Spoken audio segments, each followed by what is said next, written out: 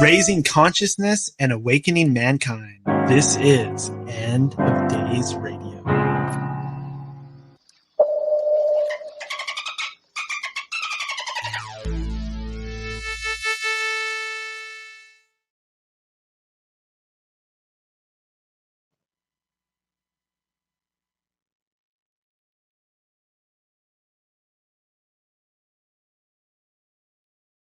Hello, everybody, from the broken ruins of Babylon. This is End of Days Radio, and I am your host, Daniel, broadcasting to you all the way from the shimmering Emerald City, right here in the heart of the Pacific Northwest. Hello, how are you? Today's date is, of course, I have to double check that because I forget. It is Friday, November 26th, 2021. It's the day after Turkey Day. It's the day after Thanksgiving. And what a Thanksgiving it was indeed.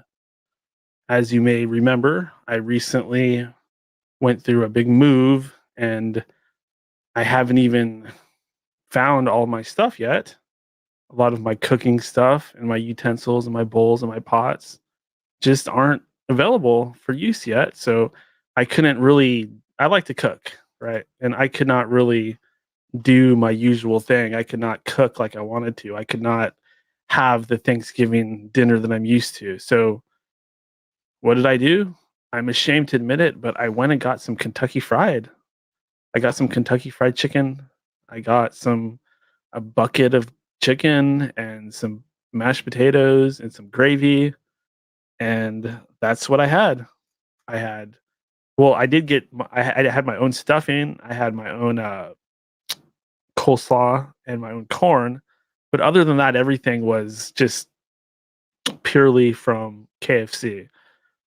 And the reason I did this was I found out in Japan, they actually do KFC like that every year. They only eat Kentucky Fried Chicken. So my voice is a little bit gone, unfortunately. I've been doing, as you probably know, I've been doing tons and tons of interviews lately. I just did another one on Instagram, which was a little bit different. I had to set up my phone with a stand, and it was actually all broadcasted through Instagram, very different than anything I'm used to. But I'm trying to, make myself more known out there and market and get my general thesis out there. So you might notice a lot of interviews with Daniel popping up in the usual places where you get End of Days Radio. And I hope everybody enjoys those. I hope it's not really annoying because I know anytime I change anything, I get a lot of, Daniel, what are you doing? Why are you changing your show? Your new show sucks now. I get a lot of that. But there is no new show. Basically, all you're seeing is two accessory things I've added to this show, which is if I go on a podcast, if I go on another show, I prefer to simulcast. That way everything gets distributed even better, right? And you would think that it would be annoying to people simulcasting because it's like, oh, you're putting my show through your channels. No. That's a good thing. If anybody comes on my show, I used to get annoyed when they would tell me they're simulcasting. I'd be like, are you doing that? But now I totally get it. It just means more for everybody. It means people get more of you through whatever channel they're listening to the shows they like in, right? They get sold on you. So simulcasting is actually an awesome way to do things. And that's all you're seeing is me making appearances, promoting this show. So it only helps this show and, promoting myself and my upcoming works and things like that. So don't freak out just because you're seeing me appearing on other shows. That's not all that's going to be going on with End of Days Radio. That's just one thing that we're doing. And the other thing that's throwing people off are these Friday night open line shows. Again, this is not a new format for the show. It's not the new show. There's no new show. The show's going to be the same as it always has. It's going to be great guests being interviewed and the ability to call in and ask questions and things like that. That's what we do here. We put on great interviews, right? We peel the onion. A lot of people have told me I'm the best interviewer in conspiracy radio, and people tell me that stuff. It's very encouraging. I mean, there's a lot of good people out there. I don't know if it's true, but anytime somebody says that, I take it as a great compliment. So we're going to go ahead and keep this open line things going, and it's again, it's an accessory. It's something that's being added to the show. It's not, this is so that on Friday nights, we all have a place where we can gather. And this way I get your input. If nobody shows up, if nobody comes on air or calls in, that's totally fine. It's going to take a while to get some momentum going and to build a crowd and to get consistent where people know you can call in the show on Friday nights. You can appear on it. All you need is a webcam, and your webcam is going to have a microphone, or you can use a better mic, but really anybody can come on the show now on Friday nights and just have whatever you want to say, because a lot of people want to comment on current events. A lot of people want to give their political opinion. A lot of people have some type of information, but nowhere to really share it, or, no platform to really share the smoking gun information that they've come across, right? So that's kind of what this is going to be. This is like our current events. Everybody gets together, the audience gets to kind of take over, and that's all it is. There will still be normal episodes of End of Days Radio happening, throughout the week. Sometimes those will have to take place on Friday night, just because that's what time we're getting together. So I'll try to always open up the lines at some point. But anyway, that call-in number, that is 209-348-9810. Once again, that's 209-348-9810. And you can call in at any time, of course, especially here on Friday nights. And also, you can just go to the YouTube channel where everything's being broadcast. And you can just, if you scroll up in the chat box, you'll see that there's actually a link there.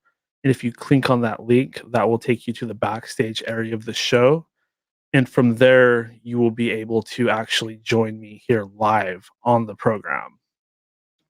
So I want to get a little bit more housekeeping stuff out of the way before we start talking about current events and stuff like that. I have a lot to talk about. This show is not at the normal time. It was announced kind of late. Plus, this is only the second time we're doing this. So it very well might be that nobody shows up and we just end up vamping on air for about an hour or so, which is fine because I already did the interview today and my voice box is a little bit spent. But the reason why I want to keep doing these is because after the first show, after the first time we did the open lines, I've been getting nothing but great feedback. Just hearing the same thing over and over, how great it is. I've been hearing over and over how much fun it is, how great it is, like how different it is.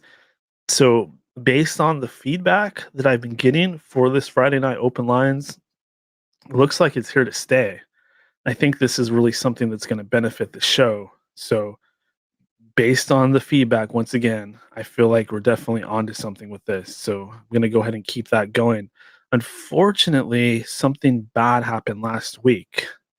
And some of you already know about this, but we did have a flasher come on the show. And it was really sick. This person, I saw them down there. I saw their, in the backstage area, I saw their image pop up. I was like, oh, great. Another person is joining the show.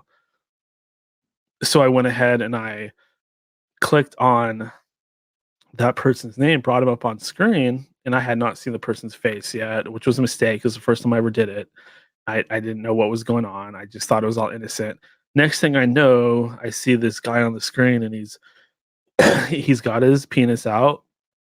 He's fondling himself, and at the same time, he's saying the N word, and you know, obviously trying to bomb the stream, trying to get things shut down. You can't have racism on your channel. You can't have nudity like that, especially somebody fondling himself. So it was an obvious attack on this show, and because of that, I can't just open the floodgates and let anybody come on now. I can't have that going on. I mean, yeah, I can go through and edit it out and everything, but it kind of takes once you do that, you lose your chat, and it's no longer the same live broadcast that you had. So I'm just gonna make sure I see everybody's face, and nobody's up to no good. Nobody's trying to. I might only let people on that I'm kind of a little bit more familiar with. Like, if I know you're cool, I'll bring you up on camera, but if I've never seen you before, I mean, it could go either way basically, but I don't intend to let any more of those people through. If they do get through, it's not the end of the world. I can go back and I can edit things out, but I'm gonna do everything I can to not, because this isn't that type of show. Again, it's not really a comedy show, even though I joke around a lot. I try to crack a lot of jokes. That's not the focus of this show. It's more of a conspiracy show. It's a fringe rabbit hole show. We go down the rabbit hole and we talk about hopefully things that nobody else is talking about.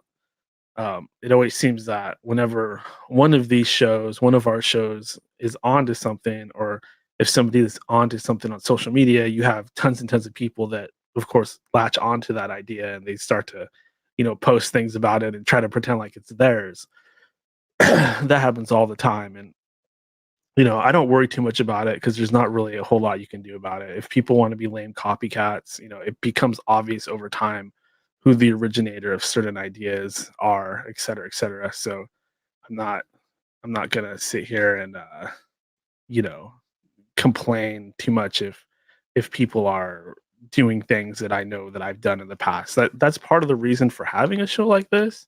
It's so that people that have new ideas can get their ideas out there, and that those ideas can propagate. If you're too uptight about, other shows having the same guests on and stuff like that, that defeats the purpose of helping those guests reach the mainstream a little bit more by having them on your show. So, I'm mature enough that I don't really get stressed out about stuff like that. I just try to put on a good program. And is this show always 5 out of 5 stars? No, it's there's a wide range, but that's how you kind of tell what works with your audience. If you have a show do really well and you get a lot of feedback on it, okay. One thing that I did that was probably hard for a lot of my listeners. I can get very stubborn at times, and I can just insist on doing things a certain way. But one thing I do regret is taking away a lot of that fan interaction, because years later I can see how there's other shows that have that and my show doesn't, and it feels like it's missing something. So I want this show to be the go-to place for people that have some new piece of information, something new to share, some opinion. I actually want this to be the place that people know that they can come to. Okay, moving on from that, anyways. So, in a nutshell, Friday night open lines. We're here to stay, baby. We're gonna do this all the time from now on. Other housekeeping stuff. The website, very important. Website is where you can see the schedule for the show, get caught up on past episodes. I know the show's everywhere. I can't sit here and plug everything all the time. Like, oh, follow me on Twitter, follow me on Instagram, follow me on this and that. I'm on too many of those places. It's annoying. I'm not going to sit here and repeat myself. So I just say go to endofdaysradio.com. And from there, you should be able to get any information you want about the show. Um, As you know, we're on more platforms than ever now. We're on Spotify, we're on BitChute, we're on, oh God, I don't even know the names of some of these places, but I'm not going to just plug all of them. Just say go to endofdaysradio.com. And the reason why I want you to do that is there's certain things you can only do from the website. Like if you want to make a donation, as I told you before, I'm moving into a pure donation type of format for this show. So I would like to be totally supported by you guys. I live a humble, very humble lifestyle. I'm not into flashy gadgets and fancy cars or anything like that. I basically just need enough money that I can pay my rent and buy food. And then I will in turn spend the great bulk of my time working on this show and producing a show that hopefully meets your guys' expectations. I mean, I do it all for you, and I ask you to make the choice to pay me. You don't have to. You don't have to. You don't have to do anything to get this show. That's the nice thing about it. I will never charge you. I'm never going to go behind a paywall. I don't believe in that. I I can barely get enough people to listen as it is. I'm not gonna go behind a paywall. Even if I was huge, I still wouldn't do that. I think it's a dick move. The bait and switch. So for me to make any profit off of this show, as opposed to no one's going to sponsor this show. It's too crazy. So if you wouldn't mind, like, to donate $1, $2, $3, $4, get it enough for me to buy a beer. If just you know, uh, 20, if this show got big enough that like 20 people were donating $10 a month, well, that's great. I mean, that's $200 that can go to my rent. I'd hope to be able to make an actual paycheck from doing this. I know that there's people out there that do that, and those are the people that keep me motivated and inspired. Like, for example, the other day I hear about this kid. He's got a show just like mine. He goes through Patreon or something like that. He's bragging about making $700 a month. That's freaking awesome. I'm not jealous of this dude. I'm proud of him because he's inspiring me. If he can do that, who knows? I could probably do even better than that. Uh, do I need to improve to get there? Probably, but I'm willing to do whatever it takes to be able to put on this program multiple times per week for you guys. My goal would be 3 shows per week, and I'm gonna try to inch my way there. And one of these shows is going to be open lines. It's going to be about you guys, and then the other ones will probably be stellar interviews like we've always done, and we'll open it up at the end. So if you wouldn't mind, go to endofdaysradio.com, click on that donate link. From there, you can donate with PayPal, or you can send me some Bitcoin. I love Bitcoin. I mean, ooh, if you aren't getting into the crypto, then I really recommend you get into the crypto because that's where everything is headed. The Great Reset, Ha Cha Cha, et cetera, et cetera. Um, so a couple more things with the housekeeping, and then we'll get into it. It looks like we got Dave on tap. He's getting ready to jump in here. But I want to talk about the schedule. So again, we're doing this every Friday, and I've got a bunch of guests I'm working on getting on here. But for now, I've got Todd Armstrong. He is the gentleman that I was just interviewed by on the Godcast. This guy's pretty interesting. Like, he was interviewing me, but like I said, he's the host of Godcast Goodness Over Darkness podcast. And before I went on his show, I thought he was going to be one of these like really hardcore Christian sort of people, that gets mad if you talk about stuff that's not actually in the Bible, like if it's extra biblical. But after going on a show and talking to him, I was like, whoa, okay, this guy is more of just a general researcher. He's talking a lot about mud flood. He's talking about ancient alternate history. He's talking about things that I like to talk about. So I have a feeling he's coming on December 1st at 5 p.m. Pacific Standard Time. I believe that's a Wednesday. I have to double check that. Let's see here. Yeah, it's a Wednesday. We're gonna do that at 5 p.m. and that should be a good show. Unfortunately, the video got spoiled on his interview with me when I was simulcasting, but the interview with the video should be popping up on his channel, so you should be able to still see that. Um, and besides that, sorry. So his name is Todd, and doing that.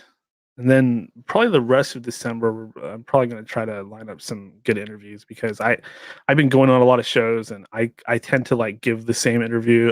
That's something I'm working on. So I don't want to bore you guys to tears by doing that. So we'll put some good interviews together. One guy I'm talking to, I'm really hoping he comes on. I'm trying to find somebody that's an expert on celebrity cloning and just general celebrity Illuminati weirdness. So I'm going to talk to this guy. I'm going to try to get him on. But if you know anybody that would be a good fit for this role, hit me up. Shoot me that person's info or what you know of them at danielendofdaysradio@gmail.com. And of course, go to the website, join our Discord channel. Go to endofdaysradio.com and join our Discord channel, because hey, that Discord channel, it's starting to be cracking already. I mean, this is like our hidden little backstage area where we can say all the things that we don't want to say publicly, like things in the news that we're not supposed to talk about. If you just want to talk smack, if you just want to ask me questions, personal questions, if you just want to behind the scenes of what's going on in my life and the show, make sure you join that Discord. Go to endofdaysradio.com and click that link that says Discord. But I digress. I just blew 20 minutes just housekeeping. I hope I didn't bore you guys to tears, but this stuff's important. Let's go ahead and talk about some news. Let's bring on Dave. Let's see how he's doing. Hello. Hey, Daniel. How you doing? Doing good. Glad you're able to make it this evening. I thought I was going to be all it's fine, but I don't have to. No, I would never do that to you. So, did you have a good Thanksgiving? I heard some of your intro, so it sounded like you had some tasty things to eat. So that's good. Yeah, it was okay. I mean, I did get KFC, so I got the chickens that are not chickens, I believe. They're like, they don't have feathers and they have like 8 wings and they glow in the dark. It's something crazy like that. I hear all kinds of scary things, but it tasted great. No complaints there. I think fun. It's fun. Yeah, KFC is not bad. It's like I prefer some things from Popeyes, but KFC. Oh, Popeyes. Oh. Always pretty good. Consistent food there. I went to Thanksgiving yesterday. That was with my cousins and my aunt at my aunt's house. That was interesting because so I've been dying to tell you this too. It's like it's after dinner. It's only about 6 or 7 of us, and my mother, who's in her 70s, and my aunt, who's in her late 60s. All of a sudden, they start asking each other if they think aliens are real, and they start talking about the possibility of aliens. And I'm like, the way this conversation started is so hilarious to me, first of all. But they started having this existential conversation about freaking aliens, dude. And then I didn't say anything. I wanted to interject. I was joking around with them. I'm like, the aliens are just communists. Don't worry about it. Like, there's no such thing as aliens. Anyway, but I was just joking. But the funny part is that we were just an hour or two later, we're just talking about something random, and then somebody brought up that JFK's assassination anniversary was recently, and I'm like, oh, JFK is not dead. He just became Jimmy Carter. And I pulled up that picture because there's a theory out there that JFK is Jimmy Carter, and and there's a side-by-side picture of the two of them, and this is what people always do, because much like your thumbprint, your ear is, everybody's got pretty much a different ear. You know what I mean? Everybody's got, it's like a snowflake almost. And so I'm like, look at the ear. And it's an identical match, I'm telling you. And the mouth, and then my aunt was looking at it. She's like, shut up, Jimmy Carter's not JFK. She goes, shut up, Jimmy Carter's not JFK. Jimmy Carter's not JFK, right? Holy shit, is Jimmy Carter JFK? And like the progression of just like the cocktail of confusion and anger sort of came over. She's like, no, what? And then like we brushed it off afterwards, but I already know the seed's been planted. I mean, people think about this with with Jordan Maxwell. Like, people think that Jordan Maxwell is Bill Cooper. I don't know if you ever heard that one. Yeah. I love these. These are my favorite ones. We got this guy in our Discord server, since you were mentioning it. By the way, go to End of Days Radio Discord server. It's a great one. We have one with this guy in there. His name is Riggs. He's like obsessed with these like doppelganger type things, where like they don't, if you if they have to use you as a fall guy, they don't really kill you like Epstein. They just fake your death and then turn you into somebody else. But like, Bill Cooper and is a spitting image for Jordan Maxwell, dude, and it's crazy to me. So I love these little ones. I know you're a big Eminem is a clone guy. This is a little bit different, but almost seems like it's like the first version. It's like the 1.0 of the clone. You know what I mean? Like what the PSYOP was before the PSYOP became, all right, we're just gonna straight up clone you now because we could do that. You know what I mean? Yeah, I've been talking a lot about the Eminem clone stuff over Twitter, learning quite a bit about it, but I haven't really been able to express any of this through my show yet. Like there's no guests that are really looking into it like I am. So I was thinking about just like putting together an hour lecture or something with slides and be like, yep, this is the Eminem I know. Notice how his ears aren't pierced. This is the real Slim Shady. And then this is what happened later on. And here's him holding up his little rehab coin that has the Illuminati pyramid on it. He's covering one of his eyes. There's all kinds of little evidence type of things like that. But it's hard finding guests like when you start to like do your own research, it becomes harder to find guests that stimulate you. It's like, okay, I feel like I've covered most everything and I've gone so far down the rabbit hole. Like, how do I not make this boring for myself? Yes. Over their heads, over like anybody new that's going to listen and just be like, this is some crazy bullshit. I don't care about this. It's stupid. It's not real. Because you constantly get that when you do this type of show. You get the, like people that are, friends of mine that are more into other things, like they're more into comedy, or they're just, they're not really that woke to this stuff. They think my shows, they think I'm a bullshit artist, basically. They think I'm a freaking con artist. And that's not really the case. I actually believe in the stuff that I talk about. Now, is some of the celeb stuff maybe a little exaggerated? Like when they say Kim Kardashian is transgender and stuff like that, and all the moon bump stuff. Wait, the what stuff? Well, there's this dude on a BitChute. I think his name is Magnolia something another. He's like this African guy, and he makes a lot of really cool videos. He made this famous one about George Floyd being like a total fake person, which made a lot of sense. Yeah. Okay. All right. And so yeah, go on. Yeah, he made one about Kim Kardashian. And I guess there's this thing you can get that it's like a fake pregnant stomach. And a lot of these female celebrities wear those, like Megan, from the Royals, Megan, whatever her name is, Megan Royal, what's her bitch ass name? She's been said to have been wearing Meghan Markle. Thank you, Meghan Markle. It was on the tip of my brain. Meghan Markle. I apologize to the Markle family for that one, but she was wearing a moon bump, and there's pictures of it like sliding off of her. It's just like a fake pregnant belly, and there's all these pictures of Kim Kardashian supposedly having one on, and it's so funny because this guy keeps saying, "Look at this picture. It's another moon bump, a moon bump."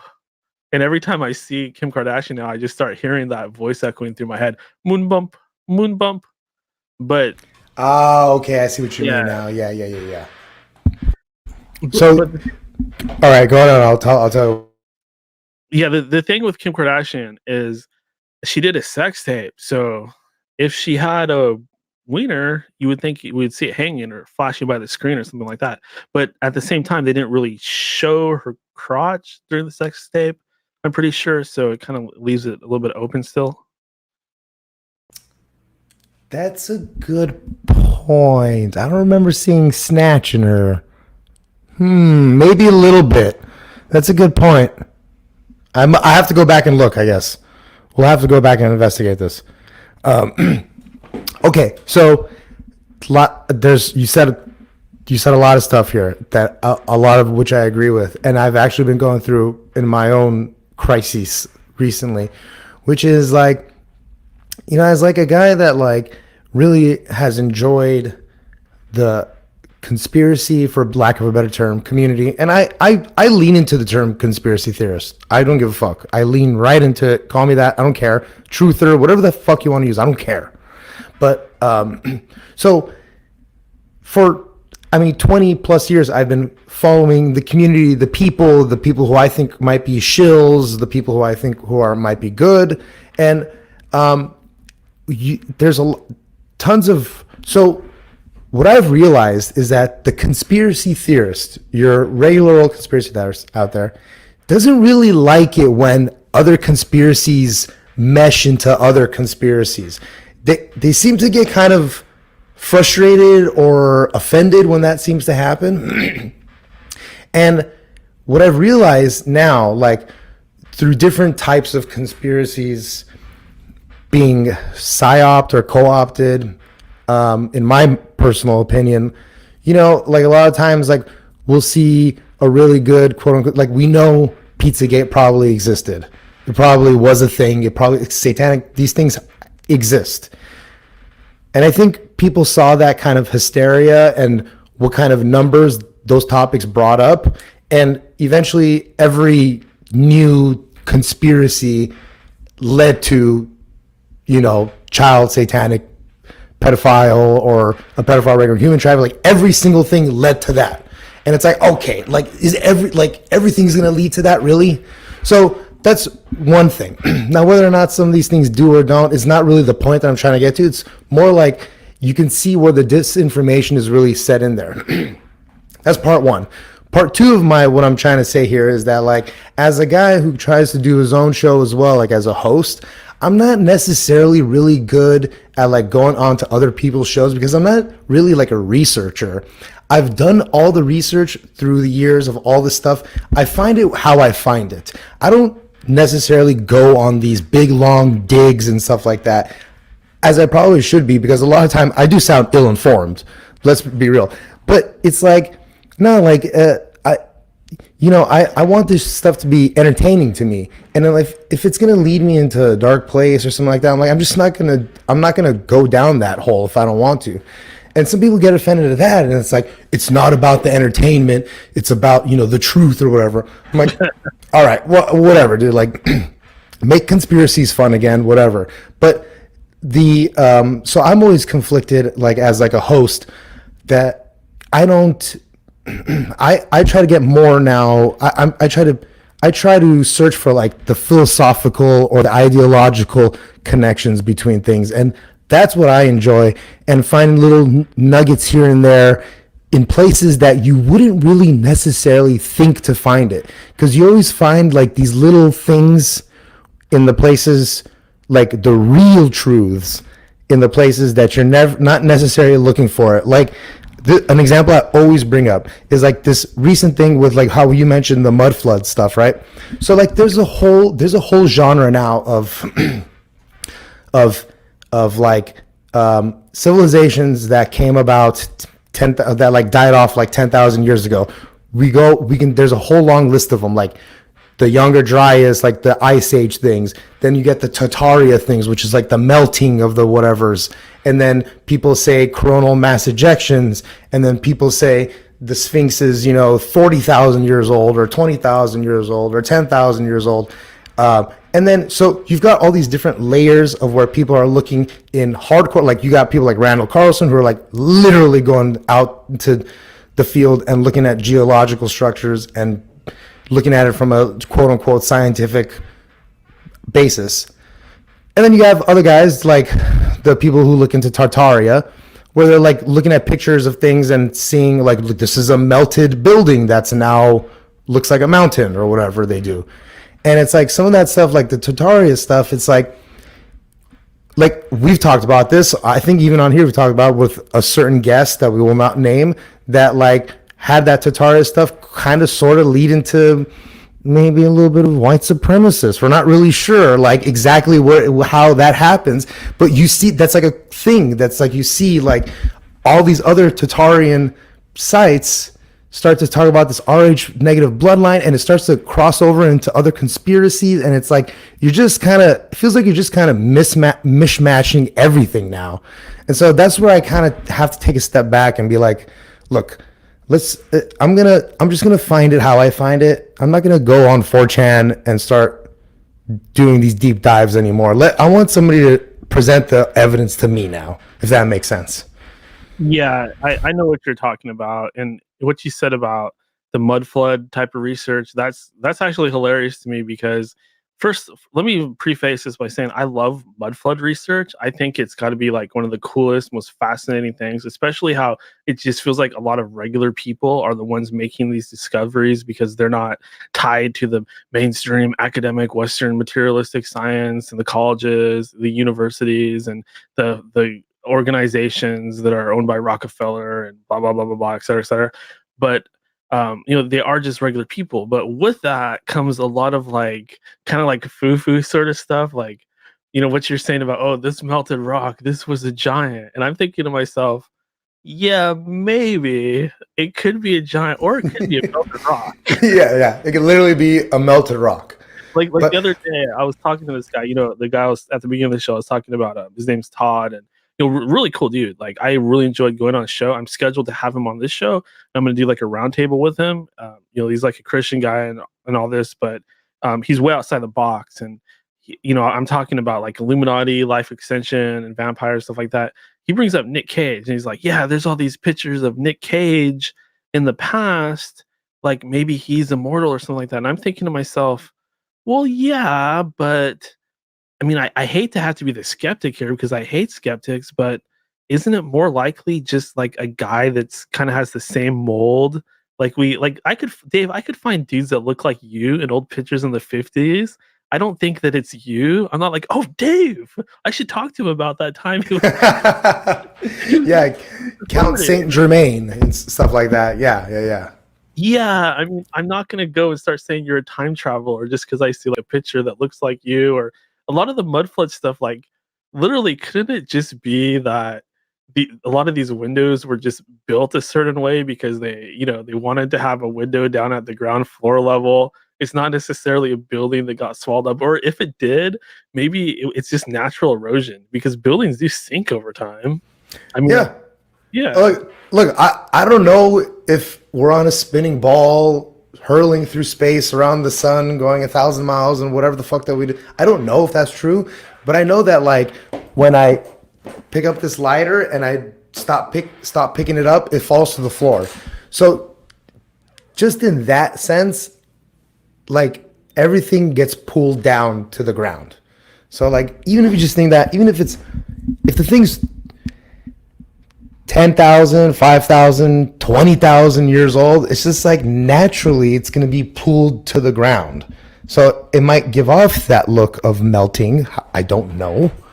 But like there's just lots of, even from a simpleton's like a simpleton's mind, like that can actually happen. Pressure meditation. That's Riggs. This is the gentleman that I was actually telling you about that got me into the ears and making sure that shout out to Riggs, dude. He's got a great flat earth he's in a great flat earth Discord channel and roundtable as well, so get up there, baby. The earth is a battery with an up and down. Okay, look, see, exactly, I'm a simpleton here. See, that's why I need people like Riggs to actually come on the show and explain these things to me, because I don't have the wherewithal to explain it. Hey, can you keep the time going for 1 second? I got to do one thing real quick. Yeah, absolutely. I feel the same way as Dave. Like, for example, what we're doing right now, I like it because a lot of times we have a guest on and the guest is just kind of telling us what is and what's what.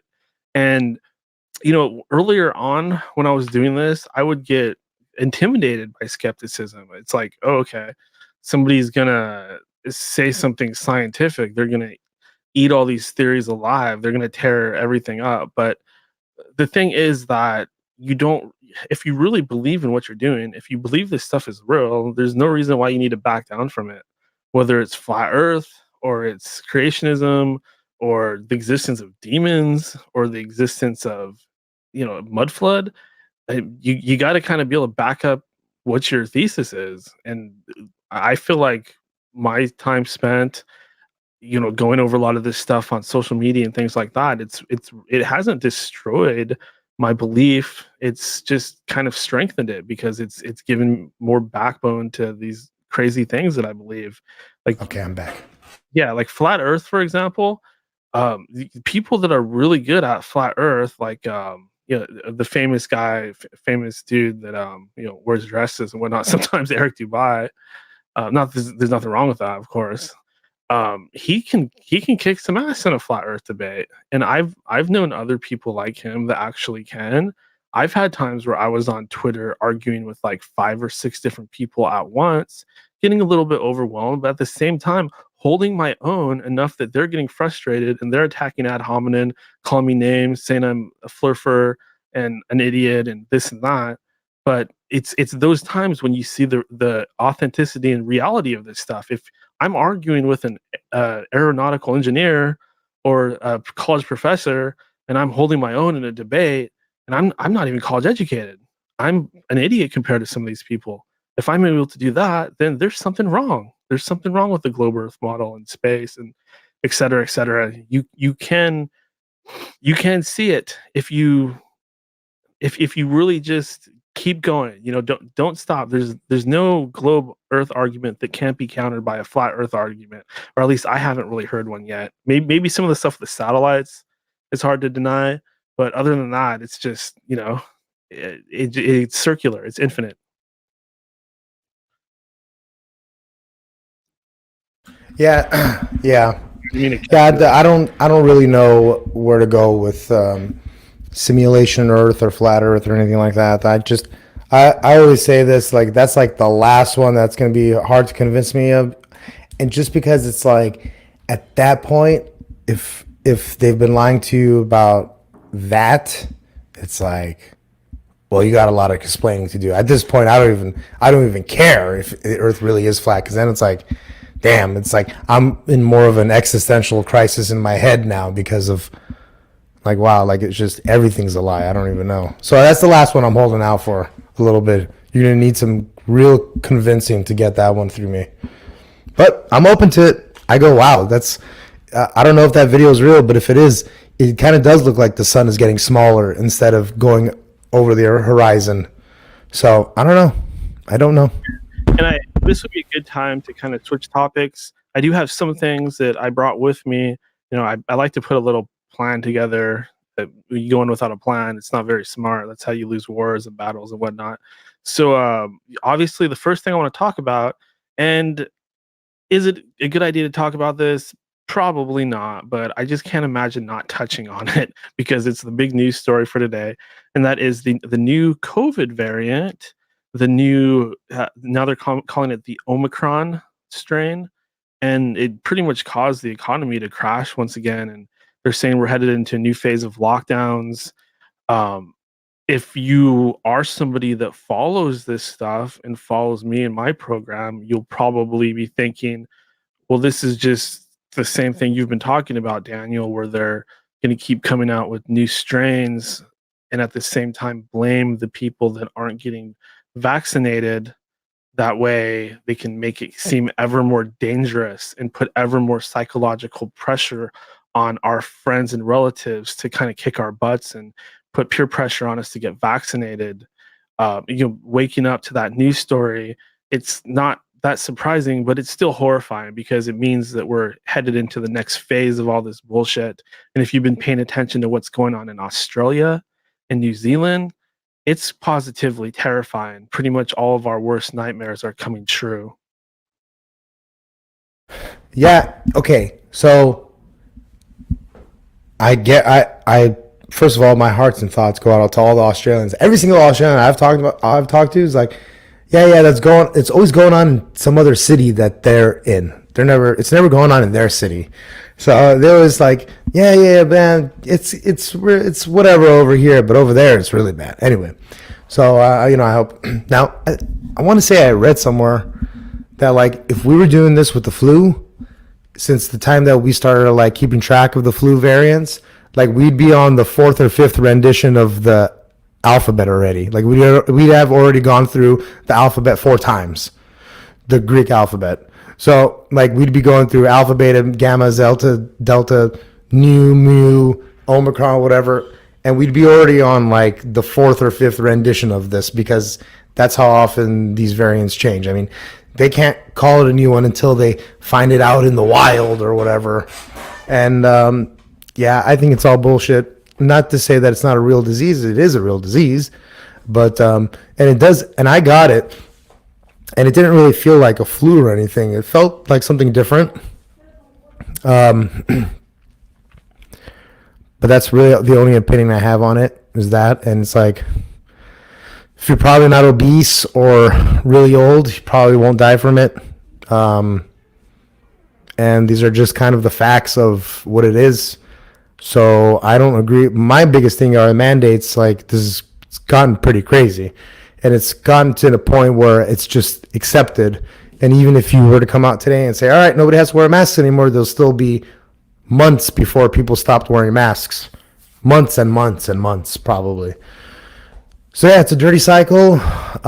This is definitely more about government control than it is about health or science. The word's not offended, but I hate the idea of trying to use the term trusted science politically. Like, that's such a psyop itself. So yeah, abolish the government and defund all the police in the world. So that's all I say. I definitely mirror those sentiments. The thing about it is, like, a lot of things go through my head, and I wonder, okay. Hold on. But when I say defund the police, I mean defund the police and make private security, is what I mean. There should be no reason why the government should have a monopoly on security in this world. That's what I mean by it. The fact that we have, so that's what I mean. I don't mean we should have people running amok with no security around it. I just mean your neighborhood should have a security guard. The building that you live in should have a security guard. The store that you go to has a security guard. The block that you're on has a security guard. The shopping mall that you have on has a security guard. And these people are more than capable, real security, more than capable of protecting. So yeah, that's what I mean. We shouldn't have a government monopoly on security, is what I say. I definitely want to touch on that, but with this whole COVID thing, you have so many different camps, so many different beliefs. Like, you have the people that are telling you that there are no viruses at all. Viruses do not exist. They've never existed. The entire concept of a virus is a conspiracy. There's no way that anybody could ever get a virus. And I've definitely got into it with some of these people because I don't specifically agree with that. And then you have the other side. I lean more towards this side, the type of people that are saying there is a virus, but it was cooked up in a lab. And basically what they're doing is they're releasing strains that are worse and worse. Like, every time it actually is a little bit more what they say it is, it's a little bit more deadly. So by the time that they actually come out the really deadly stuff, they're going to have a certain amount of measures in place, and they're already going to have the public convinced 99% of the way. So by the time they release the actual deadly strain, which is just basically designed to scare the living crap out of anybody still resisting going along with the way of things, going on with the Great Reset or the New World Order, et cetera, there's not going to be very many people left to pick off. Then there are no viruses thing. I find that to be kind of dangerous because, like, what about chickenpox? They tell me, oh, chickenpox is a bacteria or something like that. But okay, then why? It does. If you keep going down the list, it doesn't really make sense. I believe that viruses are real, and not only that, I don't believe it's that hard to genetically engineer a virus. And in addition to that, I think that there's something about the way that I think that they can create a virus to go after certain people. Like, let's say they want to get rid of Black people, or they want to get rid of Arabic people, Asian people, or American, or white people, like you were talking about earlier. Like, there's a lot of people, contrary to all the evidence out there, contrary to what the people that actually rule the world look like, there's people out there that believe the white race is being exterminated as we speak. And it's kind of weird. I don't know. Christians and white people. Well, Look, I couldn't tell you whether or not. I've never done the study on this. I don't even know if doing the research on it will even give you the correct answer, because personally, I think most research is garbage and is manipulated and is made to fit a certain narrative a lot of the times, because the people who a lot of times do this research either fund the research or do the research themselves, or own the thing that the building is in, and the whatever, and the charity, and the this. And so it's like, I believe polls are bullshit. I believe like these advertising numbers are bullshit. I think a lot of research is bullshit. We even know that it is since the 1960s, when like Big Sugar did it, and they asked the research company to say, oh no, trans fat is the reason for this, not sugar or whatever the heck. Like, that's like a real thing that you can go and look up. Like, oh yeah, they actually did this. So I don't know. Is our viruses real or not? I don't know. I know that people get sick. Whether or not that shit's manipulated, I wouldn't doubt it. I wouldn't doubt it if there's some nefarious people out there that would love to do this shit, or have to do it to keep population control in their mind or whatever. But like, even like with this, like, here's one that we like. So going back to the interweaving conspiracies together thing, it's like, I always thought that like it was bullshit when like these 23andMe's would come out, right? Like all these 23andMe and whatever they came out, they're like, oh, it's the Mormons, they're trying to find the lineage of Christ or whatever. I'm like, no, they're not. These guys are like trying to find out like what they're trying to find out like what you're immune to, what you're not immune to. They're trying to find like what drugs they can use in the future on you, to sell to you, because they can see like how many people have heart disease, or gonna have, or are diabetic, or are this and that. And it's like, all right, well, we're gonna use this information to like be able to fund the next generation of pharmaceuticals. That's what I always thought it was. And now it's like, well, maybe they were doing this 23andMe and me's bullshit so that they can start seeing like what you're immune to. So Yeah, I don't know. it might not be like something crazy like the bad vampires trying to kill the good vampires or anything like that. There's a lot of evidence. I mean, sticking to the 3D world, there's a lot of evidence that Johnson & Johnson and Pfizer and Bill Gates, they're making a killing from all this stuff. They're making so much money. They own the vaccines, first of all, and then they owe the painkillers and the anti-inflammatory medications that you're going to need after your body starts swelling up like you got 1,000 bee stings. and kind of getting off this topic, because I don't want to go too much with this topic, because it's not a good thing to talk about, not in this day and age. But I wanted to touch on what you said about defunding the police. So as you know, I live in Seattle, and that's probably, this city is like the forefront of where they've started to defund the police. And yeah, I've had bad experiences with cops. I've found that most of the cops that I've had experiences with, I'd say like 2/3 were bullies, and then the other third was like the let you get out of jail free card type that are really cool. So that third of cops are freaking awesome, and I love those cops, and all cops keep us safe. But um, there's so much there. There's the race issue, like cops that are profiling people. They arrest the black guy instead of the white guy. They're more likely to pull out a gun and shoot somebody if it's somebody dressed in baggy clothes that has more melanin in their skin, et cetera, et cetera. I totally get those arguments, and I do support them to a degree, but these liberal politicians in Seattle, they're out of their mind. Like they're taking stuff away before we're in a position where we can come up with something better. It's literally like they're just trying to sabotage us here up in Seattle. They're trying to just rip our foundations out and put the average citizen in a little bit of a state of terror, because I'm kind of scared. I mean, after this Kyle Rittenhouse thing, once the weather warms up, is all that crazy chat. I mean, I almost saw my city burn down. I looked at the horizon. I saw smoke everywhere. I thought they were literally going to burn my city down. I didn't know what was going on. And, everything feels fine right now, but all it takes is one little event, and the Antifa people are back out there again, throwing bricks through windows. And I know a lot of that stuff is totally fake, but it's still terrifying because real people get caught up in it, and real blood is shed, and the violence is real. So I don't really want to defund the police. I'd rather they hire more police personally, and like put them on every block right now, because I don't feel safe. I mean, I'm a decent sized guy. I don't, I'm not really like afraid for myself. I don't carry a gun or anything, but I've never really, I don't really feel insecure in that way. Like I feel like I can defend myself, but lately I've been feeling kind of sketchy. Like I don't feel as secure as I normally feel. There's homeless people everywhere, and a lot of these guys are rapists.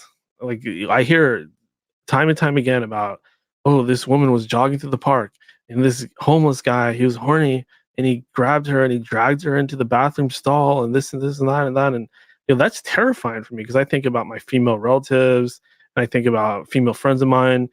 You can't go down to the park and jog because you got to worry about that 1 out of 100 homeless guy that's like a rapist, and he's probably done it before, and some of them could be pedophiles and stuff like that. I just want more cops ASAP. That's how I feel about that.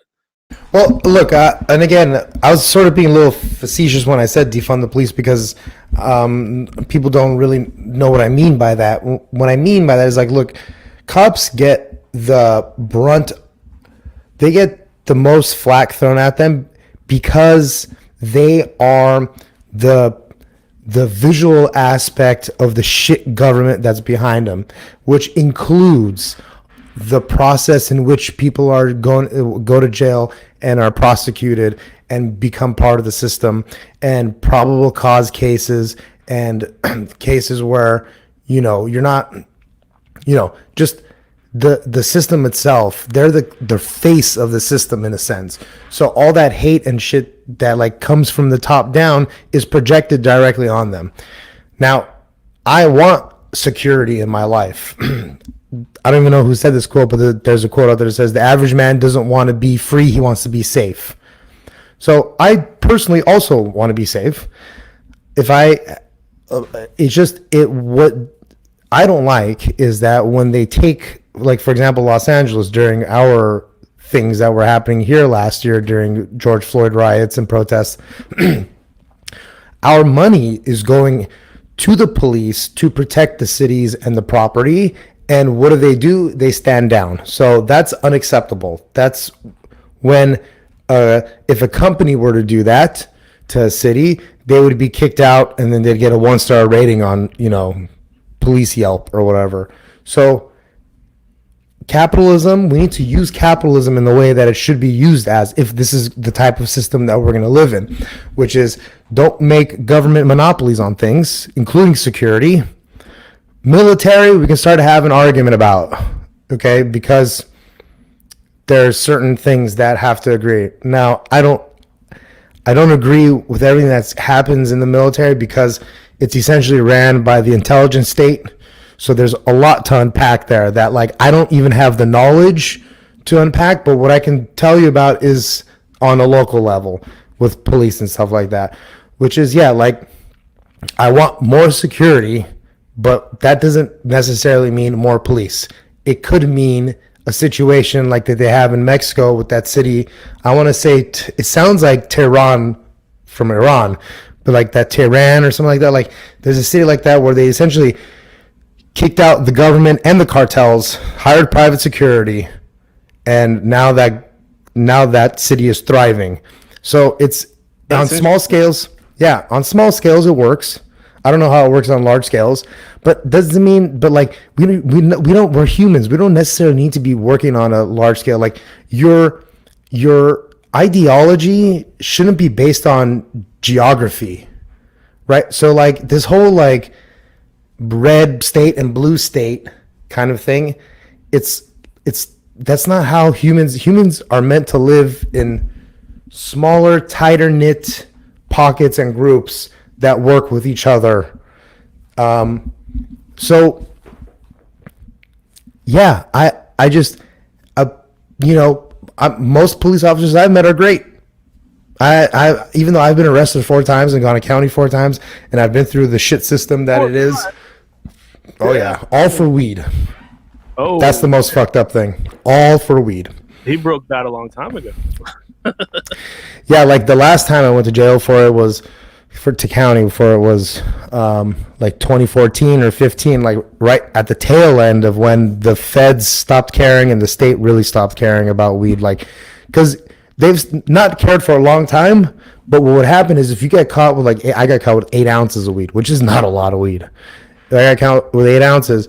And what they would do is the police would arrest you anyway and then let the courts decide whether or not you're free or not to go. You know what I mean? Which is kind of a bullshit way because, so, because there's no like,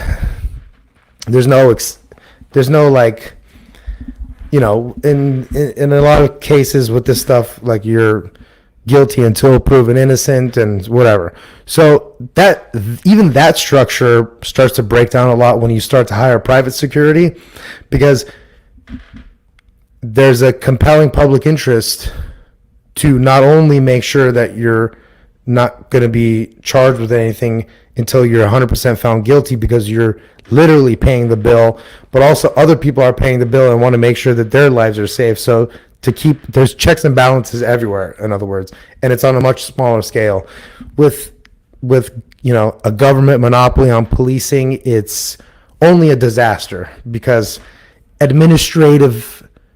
basically administrative discipline, and it just gets cookie cuttered and it goes to other states, and not all states and cities and towns and people should be governed the same, because again, your ideology shouldn't be based on geography. It should be based on ideology. Like where you live should be based on, or how you live should be based on your community and things like that. So, yeah. Yeah, I can say for me, like my life experience has taught me that the most minimum amount of discipline for anything is preferred, because let me tell you, people hate like any sort of discipline. If let's say I'm outside smoking a joint, and I mean it's totally legal here in Seattle, but let's say I'm doing it when it's not legal, and the first thing I'm thinking is, what right does this person have to discipline me? I'm just as equal as anybody else. It's like a power thing, Like if I join a club and all of a sudden the leader of the club starts power tripping over me and tells me I can't come to the next meeting because I broke some kind of rule or something like that. People hate that shit. People hate having any sort of authority in their lives because it restricts their freedom. So really the best political system is the system that's as most free as possible and has the smallest amount of discipline and the smallest amount of authority. And that discipline has to be fair. Like you can't freaking like whip people or put them in the, what's the thing where they put you in that coffin and it's got spikes in it, the Man of Iron or something like that. Yeah, it's like an old Masonic thing too, I think, right? Yeah, like Iron Maiden, like some of these ways that they would punish people in the past, they're insane, they're barbaric, and that's everything that a crappy civilization would have that nobody wants to live in. So you got to keep that in mind, like even with your kids. Like, I mean, your kids might annoy you and you want to reach out and like slap them and stuff like that, but that's going to cause damage and that's going to make them have weird feelings about authority.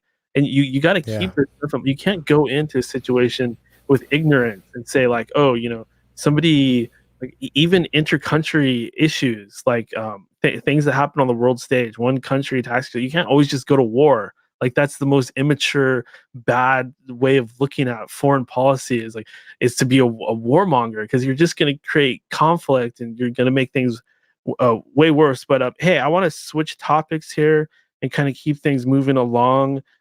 This happened a couple of weeks ago, but former President Donald Trump, he announced that he's actually starting his own social media platform, and it's going to be called the Truth Platform. And I wanted to get my thoughts on that real quick, then we'll go back to you, Dave.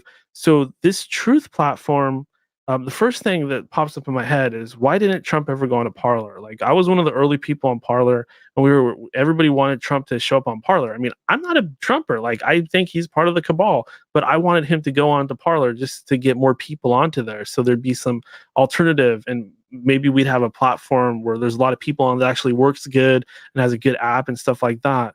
But see, when I hear Trump's going to start a new truth social media site, a new truth platform, I start to think of what happened with the Capitol insurrection, where pretty much everybody was gathering and getting together and planning on Parler. And next thing you know, Parler got shut down. I already gave them my freaking driver's license so that they could, it's like freaking. I did too. Yeah. Like an idiot. Yeah. We gave them our possibly even my W-2 forms. I can't even remember at this point. Yeah. I'm like, I'm going to be verified on here. This is going to be my new platform. I'm going to go viral. Oh, God. And exactly. Next thing I know, I'm in jail. Exactly. That's exactly what I was thinking. I was like, oh, here it's easier to get verified.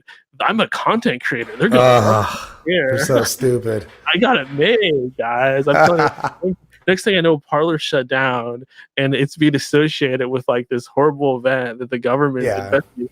And I'm just like, how can I trust the new Trump Truth social media platform with what already happened? Do you have any thoughts on that, Dave? Yeah, I mean, with Parler, this is a great topic. I got so much to talk about on this, but I was sort of the same way too. And Parler was cool for a little while until it got shut down. And it's still cool. I'm not saying it's not, but it's like, it's still a little light on there, and they could have blown that out if Trump would have gone to there. And I think what happened was his people were kind of like, no, don't go on there.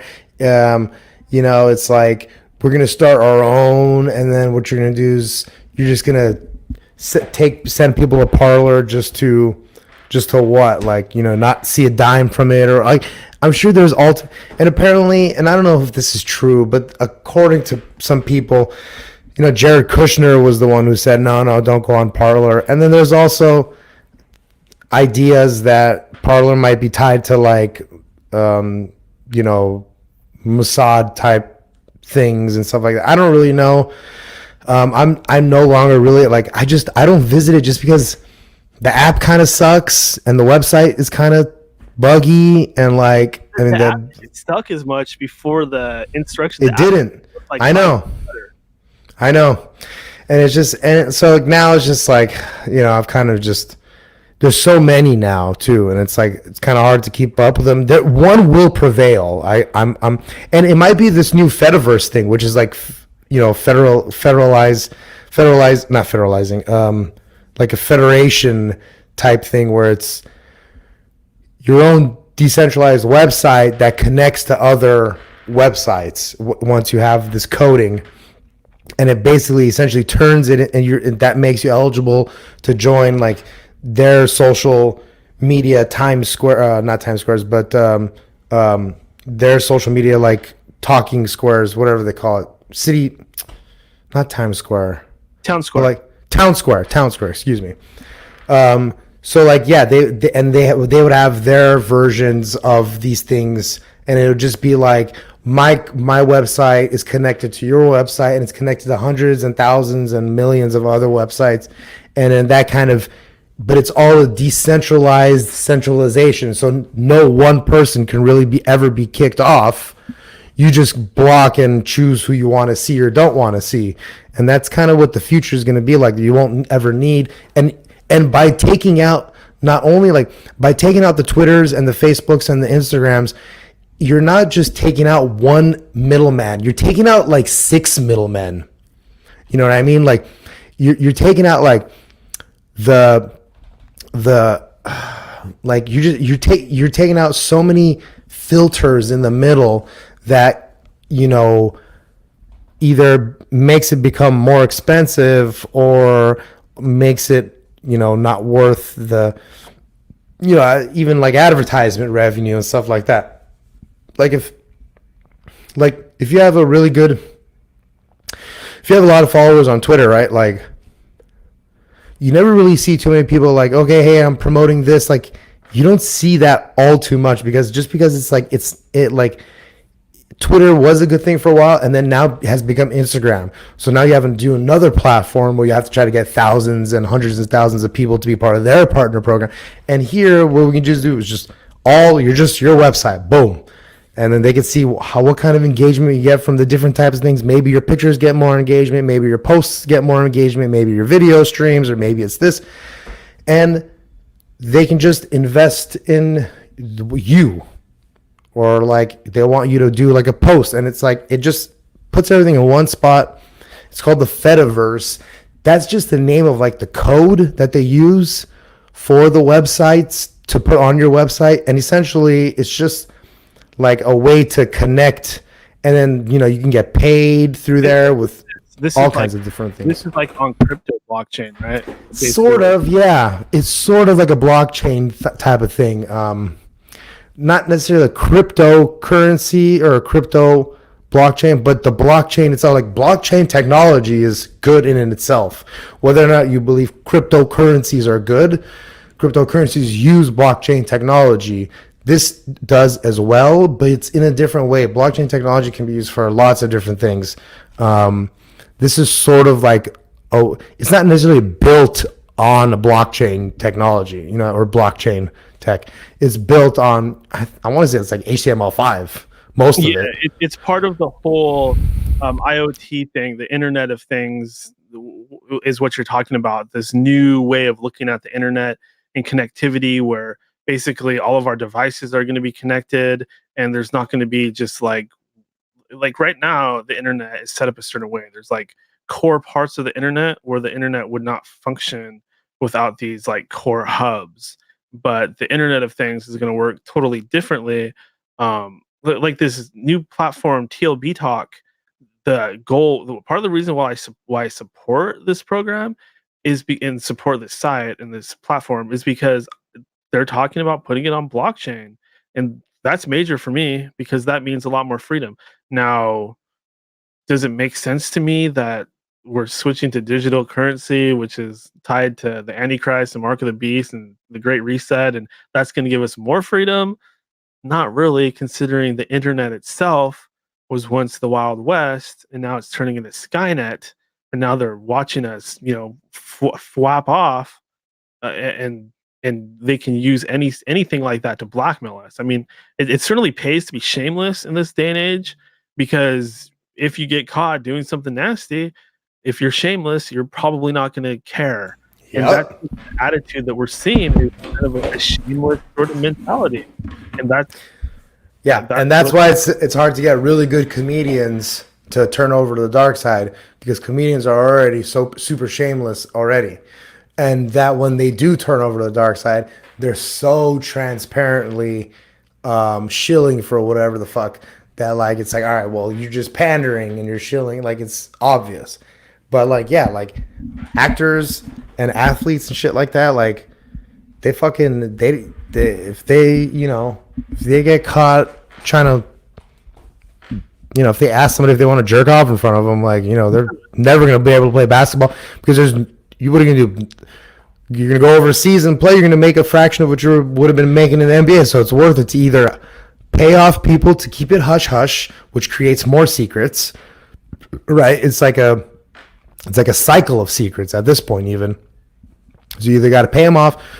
And look, dude, criminal activity alone, when you're rich and powerful and rich and have connections, dude, I'm not rich or have connections, and I know for $100,000 in Los Angeles County, you could probably pay off a DA for almost any crime. So, no, I totally believe it. Getting on that topic of comedians, we've talked about this before, but like to me, the funniest comedians were the edgy type of comics. And in this day and age where people are punished for tweets that they made years and years ago, or just things that they did, like the Howard Stern blackface thing and stuff like that, like I could see good reason to have all of one's entire tweet history deleted. And notice how Twitter, they don't have any expiration date or option to put an expiration date on your tweets. Like, why the hell would that be? Who reads old tweets? That makes no sense. There's no reason to keep that data around. Nobody cares about old tweets. Nobody reads them unless they're trying to screw with people, unless they're looking for someone to crucify. Nobody cares about old tweets. All those tweets should disappear. The only reason your tweets don't disappear is so that they have something to crucify you with in the future. Well, Daniel, you might have something there. I'm not gonna sit here and pretend like that's not something. I've always personally been more on the side of, yeah, I mean, I'd rather it be around forever. This way, if like I was right about something 3 years ago, I can go back and be like, see, motherfuckers, this tweet aged well. Like, you know what I mean? Like, I was right about this shit. But then again, yeah, it's kind of like a selfish reason just to like want it around in case I was right about something. Like, so with that said, yeah, maybe they should just delete that shit. But yeah, like, I mean, this can go back to cancel culture and stuff like that. And it's like only corporations really care about this shit. And it's like they're being pressured by politicians to care about it because they don't want like, and it's become like a culture of like acceptance within the communities, or, and this is a very big or it's literally all done purposefully to piss people off and to further divide people on purpose so that they can either, you know, some people will say steal your loosh, which is like your energy soul, or just to create a divide, because a divided front is an what is it? A divided front. A house divided against itself has a harder time standing. There you go. I think Abe Lincoln said that, but it was originally something that Jesus Christ said. He said, like, I believe it. Yeah, if Satan's against himself, how can his house stand up? But hey, I do want to switch topics again, you know, just to keep things fresh, moving along. I got one more topic in me, and then I got to head out. Okay, right on. So I want actually, you know what? Sorry. I'll two more topics. We'll make it quick. Let me use a better one then, because that topic is kind of boring. I was going to talk about electric vehicles, but instead I want to talk about this. Definitely not. Next topic. Okay, so good call there. So based on what's happening right now and the craziness in the cities and mandates and shortages and blah blah blah, so a lot of people are talking about homesteading, moving out to the country, moving to the forest, and doing what's called homesteading, which is basically just living cheap, living off the land. Like, if I was homesteading, instead of going to work, I'd get up and I'd feed the chickens and I'd fix the fence and I'd go hunting and I'd do stuff to benefit my home situation without having to like make very much money and not having to, exist within the rat race or the matrix or society or whatever you want to call it. And I see a lot of appeal to this type of lifestyle. First off, like, if you don't want to take part in certain things that are happening, this does kind of take you off the grid. Of course, your name will still be tied to whatever land you live on. So if you're trying to disappear using these methods, it's not a very good way to disappear. So that's off the table. But if you just kind of want to escape things and escape the whole monetary matrix that we live in, it seems like a pretty good idea. But Dave, what do you think about homesteading? Is this realistic, or is this just kind of a bunch of talk? Yeah, and I have so many things to say about this as well. Great topics tonight. Hell yeah. Okay, lots of things here.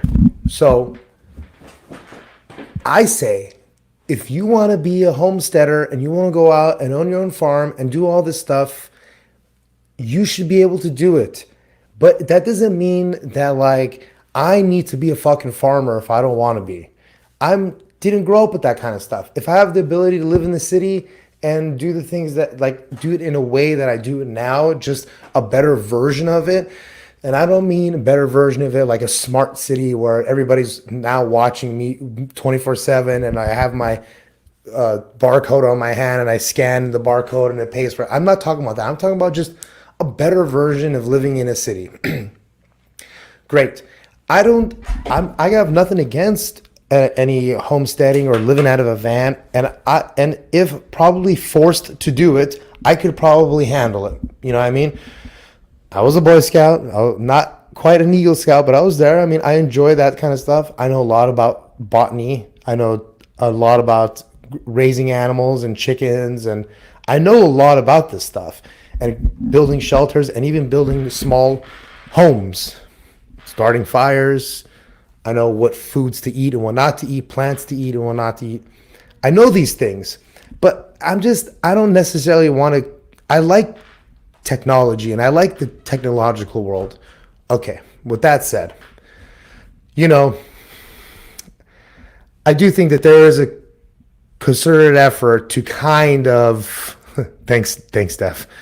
There is kind of like this effort to sort of move people out of the cities and into homesteading situations. And the type of people they're trying to do to are, number one, people that are going to cause problems, that are not down with the agenda. They want those people out of the city for sure. That includes, people, at this very point in time, it's Republicans or Patriots or Trump vote. At this very time, it's those people. But in other times, it was the hippies. I mean, there has always been a time when one group wanted another group out. With all that said, keep going. This Great Reset stuff, you're going to live in pods. They're going to be eating the bugs and stuff like that. So I think the nefarious twist on this is that when you think of homesteading, you're thinking the future is, I'm gonna live on a fucking 15-acre farm and I'm gonna be raising my own chickens and I don't think so. I think the future that they want for us is that you're gonna live in a dirt field, in a very small dirt field that's tiny, in a tiny ass little thing with other little tiny ass little things next to you, scrounging for food and fighting over resources. And you're not going to be living in a city. You're just going to be living in dirt fields, eating the bugs and living in your pods. And it's going to be like camping. It's going to be like, Stay like your pod and eat your damn bugs. Exactly. It's like that. It's going to be like that. It's not going to be like, let's go feed the chickens or milk the cow. It's going to be like, you'll scoop up some bugs. So I like the idea of all that. And if you can get to a place where you can buy your own property and go live self-sustainingly, I would say do it as quick as possible. Because I'm not so sure how long this whole facade of the economy is going to last. I don't know. It could be a year. It could be 10 years. It could be 30. But at some point, the amount of money we're printing with the amount of manufacturing we do and the amount of consuming that we do is going to collide in a big way, and there's going to be bread lines in large cities, is my personal opinion. So get out there, do it if you can. But if you're waiting for government homesteading, get the fuck out of here, dude. You're done. Yeah, that all makes sense to me. And what do you say? Do you want to do one more topic, or are you about to get out of here? One more? Okay. So I'm gonna go ahead and skip to this one. I want to talk about the possibility of an alien deception. Like, there's so many people that I know, like friends of mine, that are into aliens. Like, some people actually call themselves starseeds, and a starseed basically just means you have this like intuitive feeling that you're not from here. Like, a lot of people that didn't get along with other people in school, that didn't fit in, or if you felt like you were an adult when you were a kid. I felt like that. Like, when I was in kindergarten, I was like, I'm a grown up. Something's wrong here. I need to tell the adults I'm a grown up. I'm trapped in a kid's body. Like, I felt like I was like I existed before I was born. Like, I was in heaven with God making a deal or coming up with a plan or something like that. That's the best way I can explain it. And I've called myself a starseed because I do have these feelings.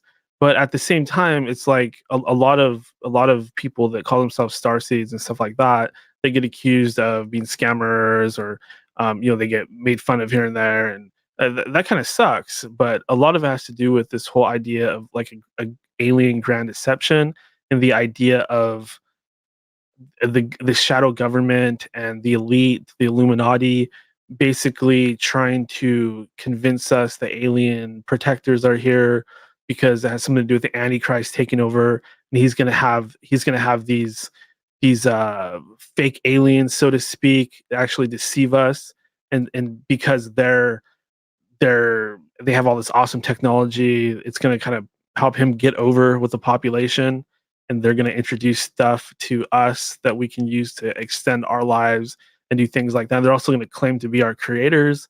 So Dave, what do you think of the whole idea of people being like star seeds or alien hybrids, and this whole concept of an alien grand deception?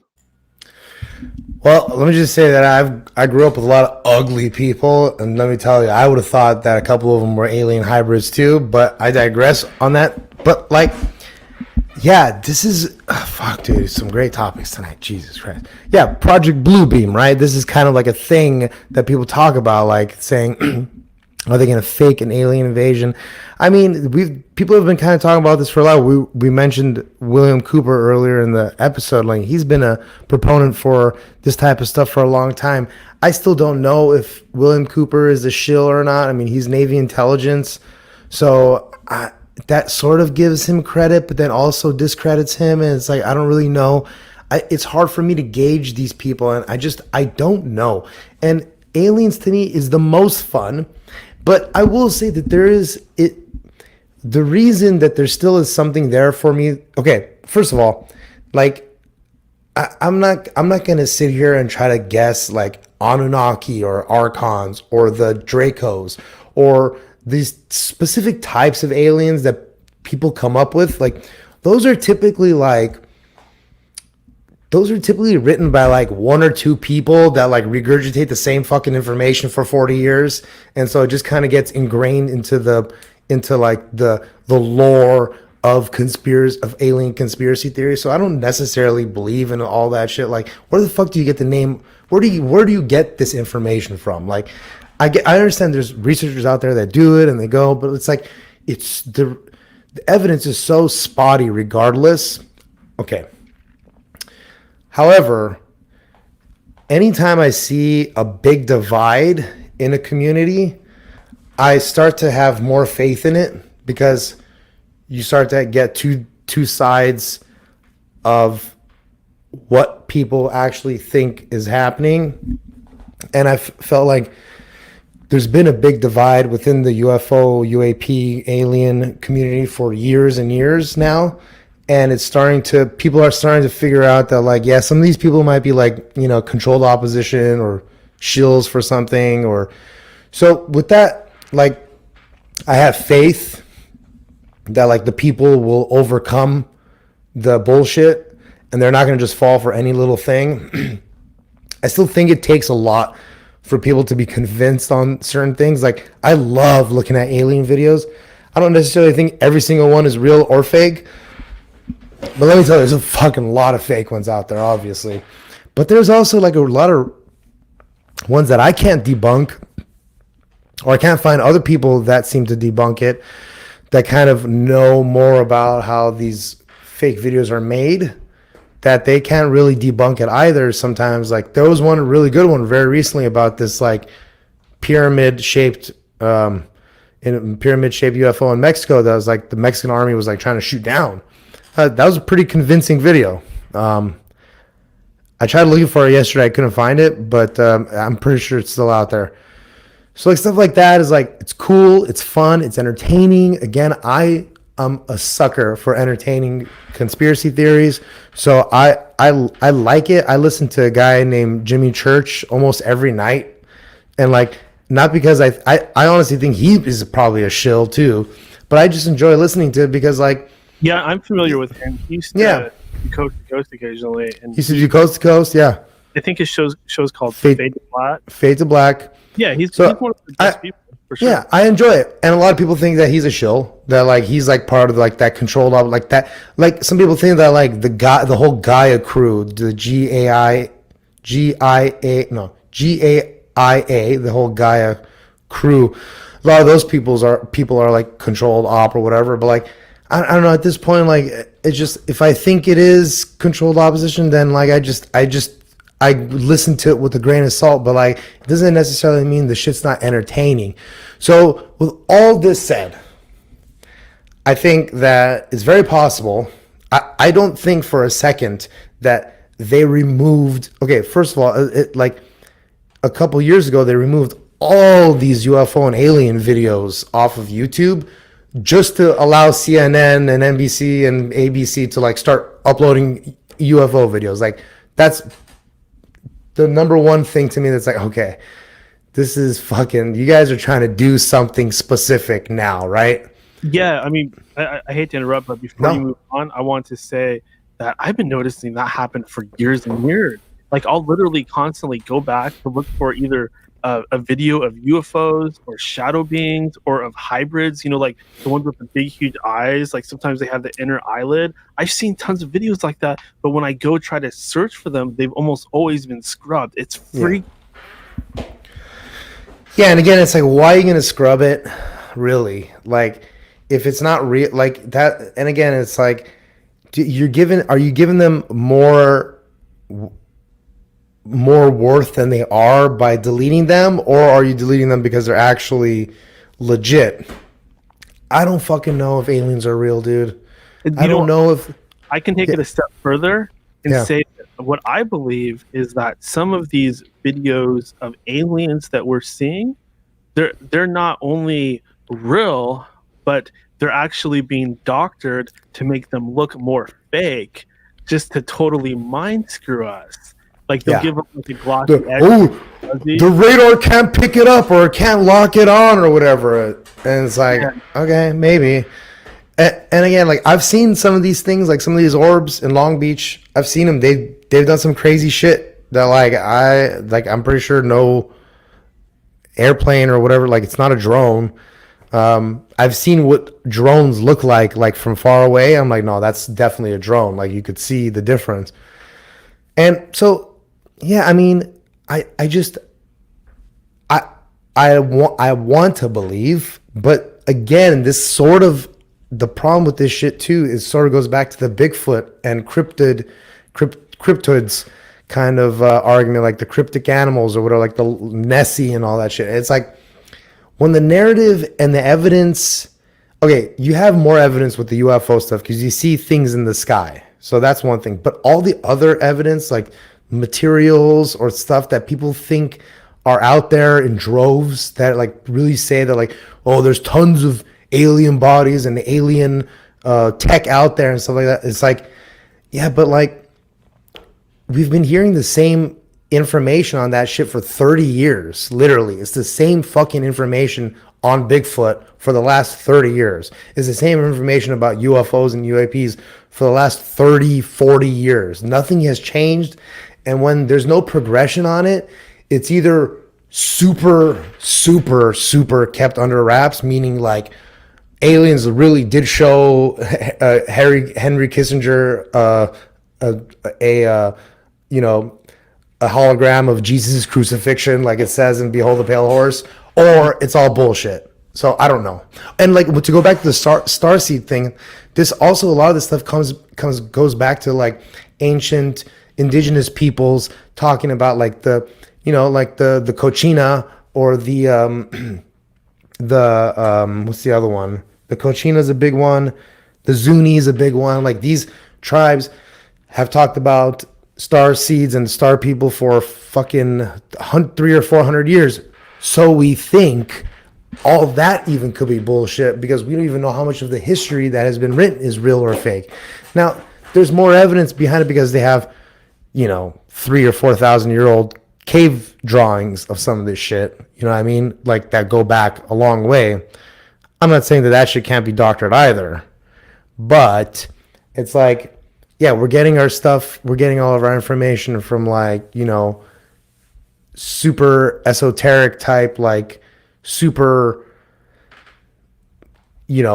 old information that's trying to be deciphered through like 10 different languages, and it gets filtered and changed every single time. And it's fun as fuck, but I don't know. I can't make a sense either way. Like, I just know that if the government is putting it out, it's fucking bullshit, dude. Yeah, I would have to agree with that. It's you made a really good point, and I'm going to say that's our mind blowing moment of the week is the whole thing about we don't seem to get a lot of new information. It's you're right. The stuff that we have now isn't much different than what we had in the 90s or the 80s or the 70s. It's almost like they're purposely kind of simplifying and dumbing a lot of this stuff down. But to me, it looks like it's more evidence towards some sort of grand deception or grand plan. One of these they call him an Illuminati insider. His name's Mo Othman. I retweet him constantly, just kind of because I know what he is, and and because his information is accurate. I retweet him a lot of times, and everybody should go follow this guy first of all because he's telling us what the future is, and he keeps going on saying that there's going to be an upcoming fake alien invasion, and all of his other Yeah, information. blue beam. Yeah, it's been real. So I think that's really what we're headed for. I mean, it has nothing to do with whether or not real aliens actually exist. There might be real aliens or draconians or reptilians involved in this. They might either claim to be our creators, or they might claim, or they might be used as a scapegoat. We might blame them, and we have like these other aliens. They're also like the same species.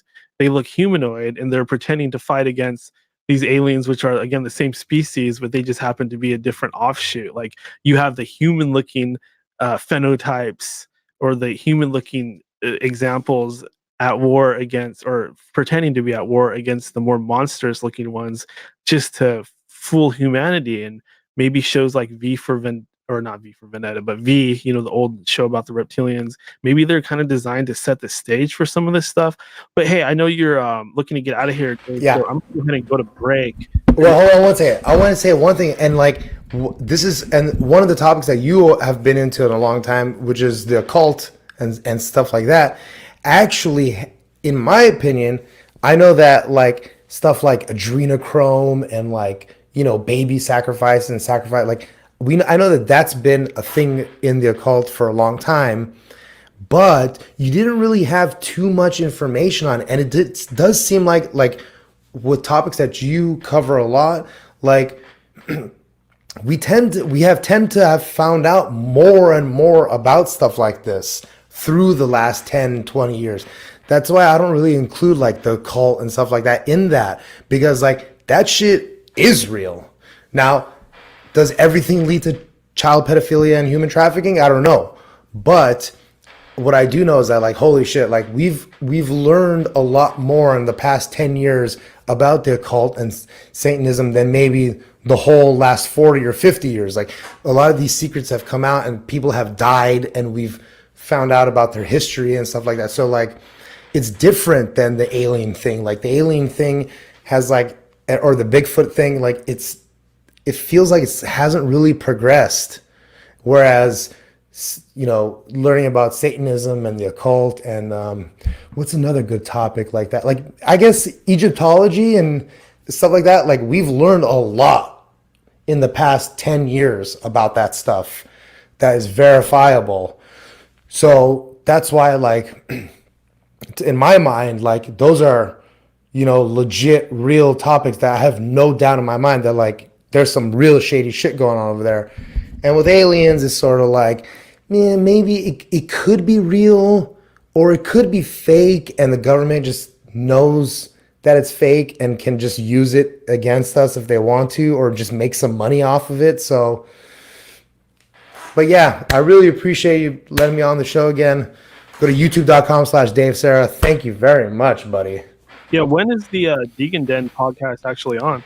DGen Den, we do it on usually on Thursdays, but it's very sporadic these days. I've been doing a lot of time with the Down the Rabbit Hole people, so I'm gonna link the description of the Down the Rabbit Hole Discord channel in chat, and I would love for you guys to go. I mean, we talk about conspiracies all the time. We have these round tables, really fun, and I've been doing a lot of podcasts on that channel too. So that's been taking up a lot of my time. But yeah, DGen Den, that's where we just talk about drugs and comedy and conspiracies. Down the Rabbit Hole is more just like roundtable discussion. A bunch of us go and we talk about different types of conspiracies Friday and Saturday nights. So I would love for all you guys to come talk to us too, Daniel. We loved it last time. So I'll link that in the description in the chat for you guys. Yeah, absolutely. That was a lot of fun. I definitely want to hook up with you guys again. But anyways, Dave, thanks for coming on. I'm going to go ahead and let you go. And then we're going to go ahead and do a little break. And then I'll come back and vamp a little bit more, try to go at least another half hour and just talk about a few things, see if anybody else wants to jump on. And then we'll call it a day, call it a night, actually. Right on.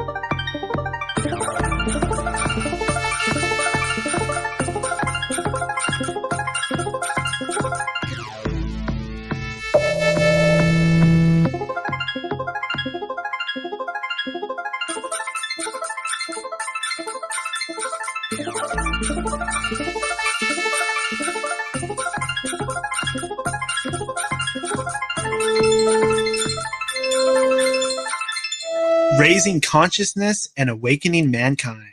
This is End of Days Radio.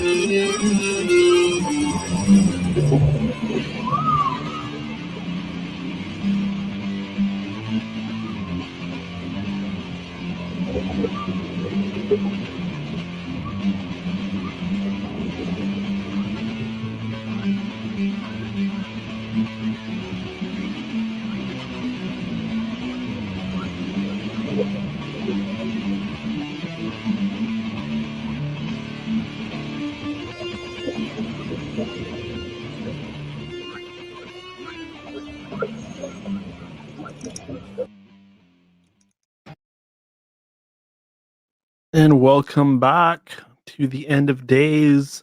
Once again, I am your host, Daniel Eudor. Daniel Eudor. If you notice, EODR just stands for End of Days Radio. So, so I'm Daniel Eudor.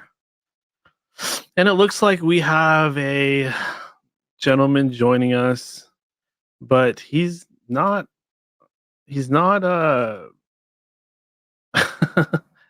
showing himself on the camera, and he's just got a blank screen. So I'm not going to bring him on because he might be another flasher, and I don't like flashers. I think that's nasty.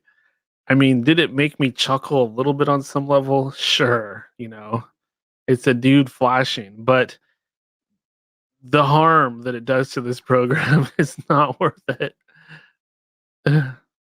Yeah, sorry, I'm here to listen to maybe talk.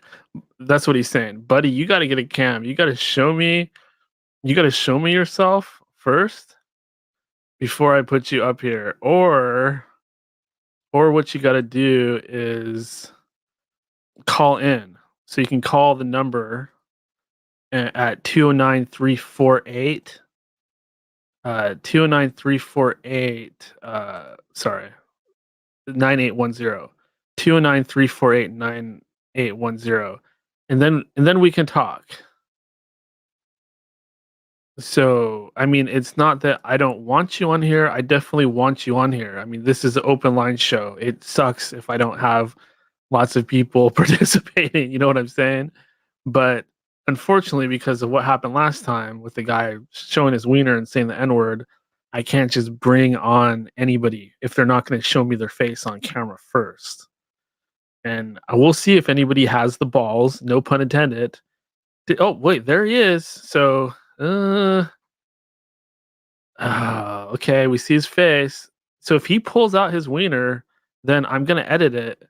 But I'm going to give him a chance here. No wiener. I'm just a dude. I'm just a into the rabbit hole guy listening. I didn't even mean to click on a link, but if we in here, we in here. Yeah, you seem. This is 100% random. As soon as you showed me your face, I was cool. Yeah, no, I'm not the penis guy. Whatever that was. Well, thank you for not being the penis guy. I appreciate you keeping your parts in your pants like a normal human being, and not like a freaking monkey with a heart. No worries. No, I'm just the conspiracy theorist in the crowd, just hanging out. I happenstance on this, and I was listening. That's it for about 10 minutes, and I'm in here. What y'all talking about? That's all I'm trying to figure out. Well, first off, thanks for jumping on. I really appreciate you doing that. So your name's Hugh. It's my online moniker that I've had for like 10 years. It's Hugh Jorgen, if you get that. I mean, that's about the closest you're going to get to a penis, is me joking about it. That's perfect. The penis jokes are great. It's just the actual imagery isn't really cool. I'm not the comedian. My brother is. Shit. Oh, your brother's a comedian? He's starting to get to it, to be honest. Yeah, he enjoys it. He does he does stand up and stuff here and there in Dallas and Fort Worth and stuff. So cool. I'm a fan. Yeah, that's awesome. So are you were you listening earlier? Dude, I caught like 10 minutes of it. I did. I caught 10 minutes of it. I just saw the name End of Days Radio. I clicked on the link in the Discord, actually. It was the Rabbit Hole Discord. Oh, nice. Awesome. Yeah, I'm a tinfoil hatter, you know what I'm saying? I'm a Sam Tripoli guy. I've been into that for probably about 3-4 years. I wouldn't say deep. I'm just a fan of it necessarily, really. It's all entertainment because I'm a big believer of all lies come from a truth. You know? Do you feel like you're up to handle one of these topics I'm about to throw out? You ready to get into it? Yeah, I am really, to be honest. Yeah, if you want to throw it out, if I've heard about it, I can talk about it. All right, let's do it. Okay, so I want to talk a little bit about Black Friday. Like Black Yeah. Friday is huge, and I'm already seeing it on social media. I'm seeing videos of people trampling on each other. I'm seeing marked down deals, stuff that cost $400 being marked up to $600 and marked back down to $400. All Well, I kinds mean, of that's what they stuff. want, isn't it? That's what they want. Yeah, That's all they're trying to get. They just want bodies. That's all. It don't matter whether if you look at it as a demonic ritual or if it's just it's money. However you want to look at it, they just want bodies at the end of the day. yeah. I was gonna ask you that. Like, is this some kind of ritual? I mean, why is something that's supposed to be so positive called Black Friday? Why wouldn't they call it Good Luck Friday or Open Up Your Presents Friday or Get Your butt down to the store and spend all your money Friday? Why Black Friday? Why does it have this like negative sort of aura around it? Like we're gonna not only is it called Black Friday, but we're gonna go out and stomp on each other and beat each other to death over some Cabbage Patch Kids. Any thoughts Well, on I that? mean, it's all ritualistic, isn't it? I mean, it doesn't matter what we know. It's ritualistic. They're gonna set it up however they want to and make it into what they want. I mean, look at all the like shit. What this is a Super Bowl halftime shows and all these concerts and everything. Like, what was that? The Juice World. People just died at that whole situation with that, yeah, and they're calling it demonic rituals and everything else. I mean, however you want to look at it. There's something behind it for sure. I think whether my thing about stuff like that is it's the power you give it. It doesn't necessarily mean the rituals are going to work. It's just if you give it power, you make it work at the same time. So whether you're actually doing an actual ritual from whatever demonic or if you're a witch or anything like that, you give it power just by speaking it into existence. You know. Yeah, So I could not agree more with that. Like, even like a lot of comedians, like I even do this a lot. Like, I'll put myself down. I'll say like, "Oh, I suck," or "I'm a fat ass," or things like that. But the thing is, like, all these little mhm. things you say about yourself are literal spells. And Yeah, you speak it into existence. It's not good to talk about yourself negatively. You give it power, whatever, and if you feed into that, it just makes it stronger. Whether you believe in that or not, whether it's localized or if it's international, whatever, however you want to look at it, you give it power. And if people watch that, if you make it viral, whatever, stuff like that, that's what makes it big. That's why they publicize it, I think, personally, on TV, whatever, commercials, halftime shows again, whatever. uh Dude, I know this is funny, but I watched a little clip today on YouTube about Jeff Bezos, and it was just a quick little clip to show my mom it was funny, da da da da da. But at the same time, it makes you think, and it was about Jeff Bezos. It was Jeff Bezos is Dr. Evil, and then it was an interview, a quick little clip of an interview about Jeff Bezos talking about.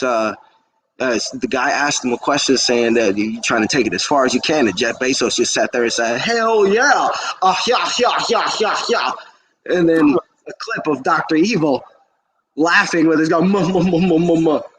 I mean, whether that's real or not, if you give it power, you give it power.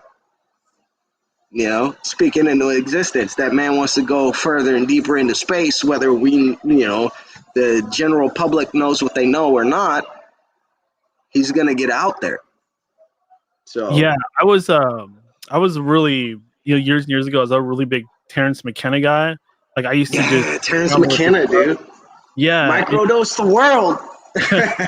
yeah, he used to actually talk about some interesting stuff, kind of how our whole reality is built on words. And he's really the only guy that I heard talking like this, especially like a decade ago when I was downloading like torrents full of his stuff and all that. Hmm. And also positive affirmations can be tremendously powerful as well. Like it sounds so dorky. Like I wake up in the morning, I get in front of the mirror, and I say, "Daniel, you are great. You are a great podcaster. You are a great host." I mean, you got to do what you got to do to get through it. I'm the same way. You got to get through. You got to get through it any way you can. And I think Man, you're talking about speaking into existence and making it work. Oh my God, I just brain farted so hard. I had a thought in my head. I do Oh that my all the time. God, it's gone. Jesus Christ. That's why because I used to get high before every show, but then I kept forgetting these great points. Like I'd come up with this genius stuff on the spot, and I just forget it 2 seconds later. I'd be like going, "No!" And all that I would representation is the anger. Man, I do that all the time. I need to have a notepad with me, really, to just start writing that shit down all the time. Oh yeah, I got my notes in front of me all the time. Shit. But to be honest, this is the first time I've been live in the camera for anything for anybody except for maybe a fight. Oh, okay. Yeah, speaking of the Super Bowl halftime shows that you brought up, one of the most spectacular performances, I think it was 2019. I could be wrong about that, but was talking about Beyonce? No, the Lady Gaga Super Bowl. Oh shit, with the meat suit? Yeah. Yeah, people don't bring that up too often. Like, what does that even represent? She's like wearing like actual meat. Who knows what the fuck it is really, but you know what it represents at the same time. That's symbolism. Symbolism is everything. Yeah, Lady Gaga is a whole rabbit hole onto herself. Like I was kind of talking about her on social media. I made a tweet just saying, "Let's all pray for Lady Gaga." And all these crazy ass bot trolls, chill, whatever they are, started attacking me. Like it's sending me weird, like looking spells and stuff like that. But look what happened to Lady Gaga at the same time after that. I mean, she was already big, but she even blew up even more with the movie roles and everything else. It's like you have to get in where you fit in, and if you do rituals and shit like that, I mean, you do what you're told at the same time. Like, what you gonna do if you're in that world? The latest one that I noticed them doing that to now is that Doja Cat. She seems to be following the exact same sort of program where she just started off like appearing on other people, on other rapper chicks' music videos and stuff like that. Now it's like I did not think of that. I did not think of that, but you're completely right, and she is definitely falling down that hole with everybody else. But isn't that the game though? At the same time with Hollywood, for sure. So I want to go ahead and move on to the next topic. You got another one in you? Topics for me? Yeah, you ready to do another round? Oh no, I mean obvious if you want to get down there, you know what I'm saying, with the tinfoil hatters and all them people, it's China, dude. Oh, you want to talk that's the most prevalent threat if you want to get to it. Okay, yeah, that sounds great. You don't think China and the CCP is the most prevalent threat to the United States and civilization period, really? Yeah, I love that you brought a topic with you. Like, what's going on in China right now is freaking scary. They're about to probably invade Taiwan. They're fucking Germany Nazi all over again, but ain't nobody saying nothing about it. How do they have the power to shut everybody down and make them bend, like they made LeBron James bend to their will, fucking John Cena? Did you see John Cena just straight up speaking Mandarin to everybody? Like, that's not racist. That's not against, Chinese people or anything like that. But it shows how much power China has. Oh, I mean, that's just over media. How much power they have to make somebody bow down over Taiwan, over another country's existence. Yeah, this is John Cena too, the guy that's supposed to be like Mr. Captain America and supposed to represent all the kids and everything. Did you see that Fast and the Furious movie, the last one? No, I did not. I refuse. I'm sorry. I refuse that shit. It was as bad as the rest of them. I mean, I watched them all because I'm a fan of the series, but they are some stupid ass movies. I mean, yeah, dude, I'm a car guy. I don't want to see a Pontiac Fiero going into space. Like, what are you doing? Oh, nice. You're a car guy, huh? Yeah, I'm a huge car guy. I've been since I was a kid. What kind of rigs do you drive or work on? Anything you want to bring up? Because I mean, I know a lot of. No, dude, I'm broke. I ain't got no money to work on nothing. I have a 1981 Malibu sitting in my driveway that I can't put no money into. What else? They're lovely. I love them. Oh yeah. If you know anything about GMs or Chevys or anything like that, all I gotta say is G-Body crew. I'm in that G-Body family.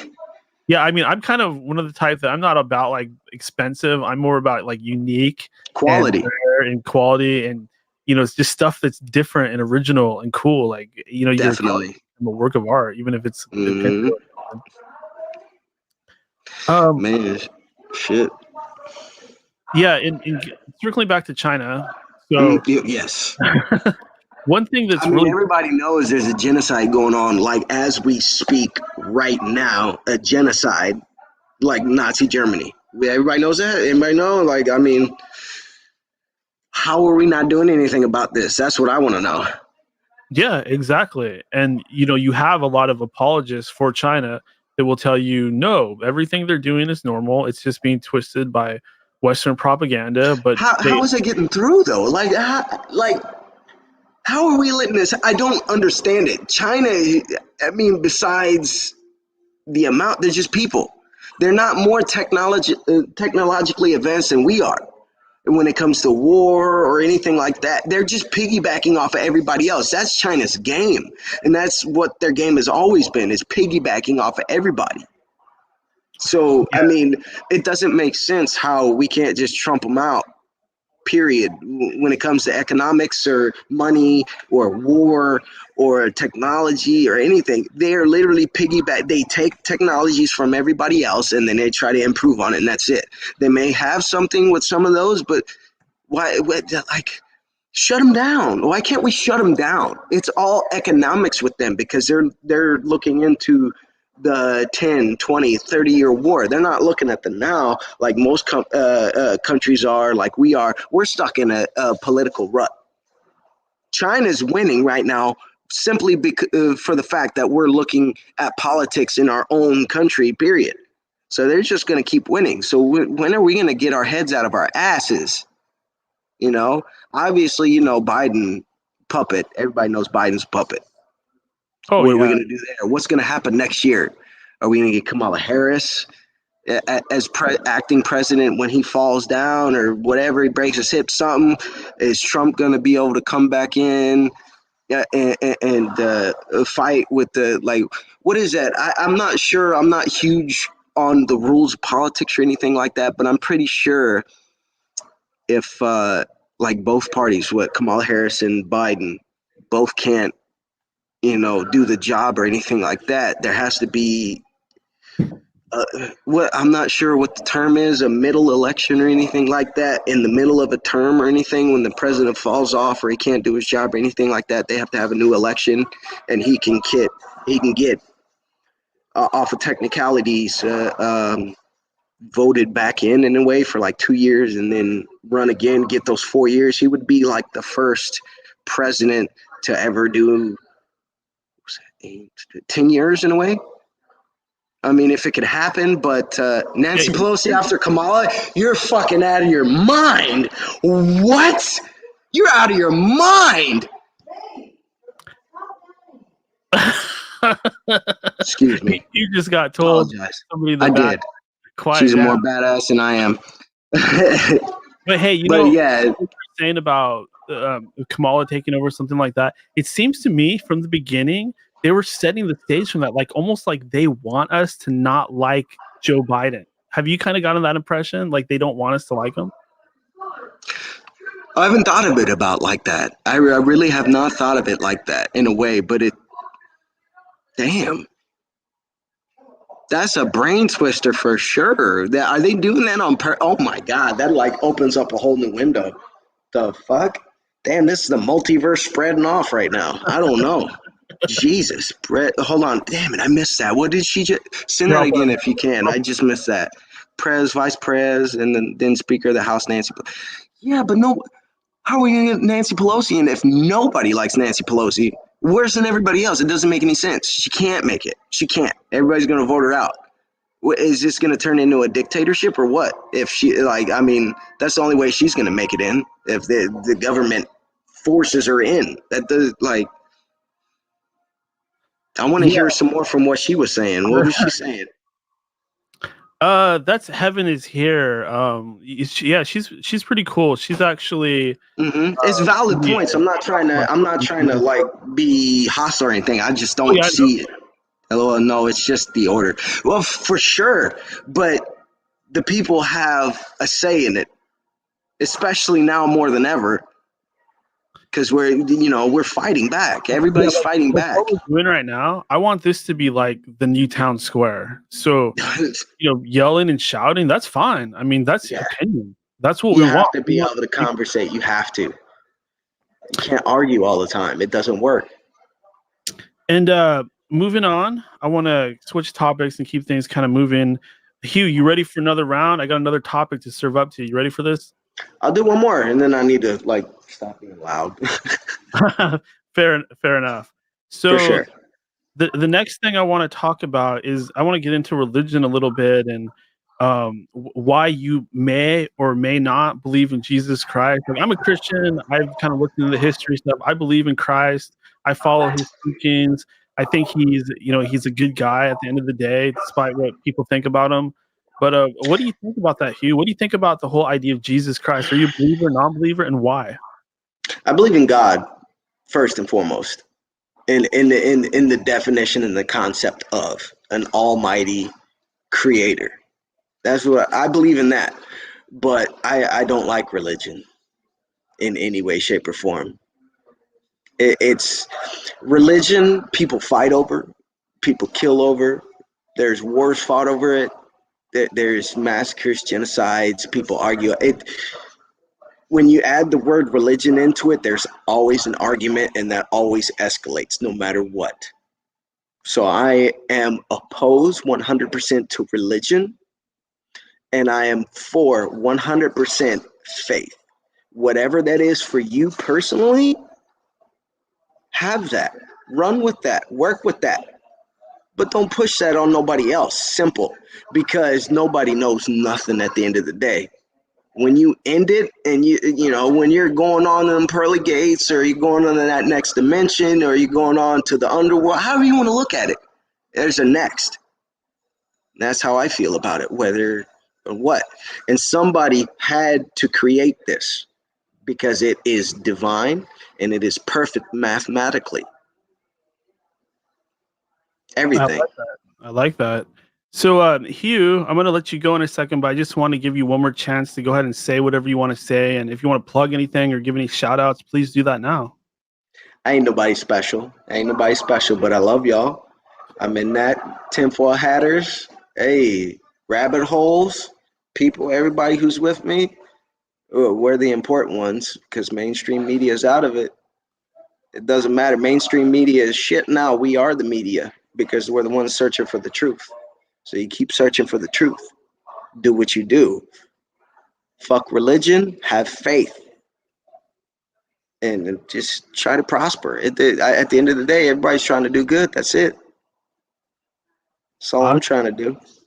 Well, Hugh, thank you very much for joining us on this Friday Night Open Lines. I do hope that you stop by again in the future because we had a great time. Dude, I might. This is literally the first time I've ever done anything like this. The only time I've ever been televised is on XKO on YouTube, and that was my first fight, second fight, third fight. If y'all want to watch that, XKO on YouTube.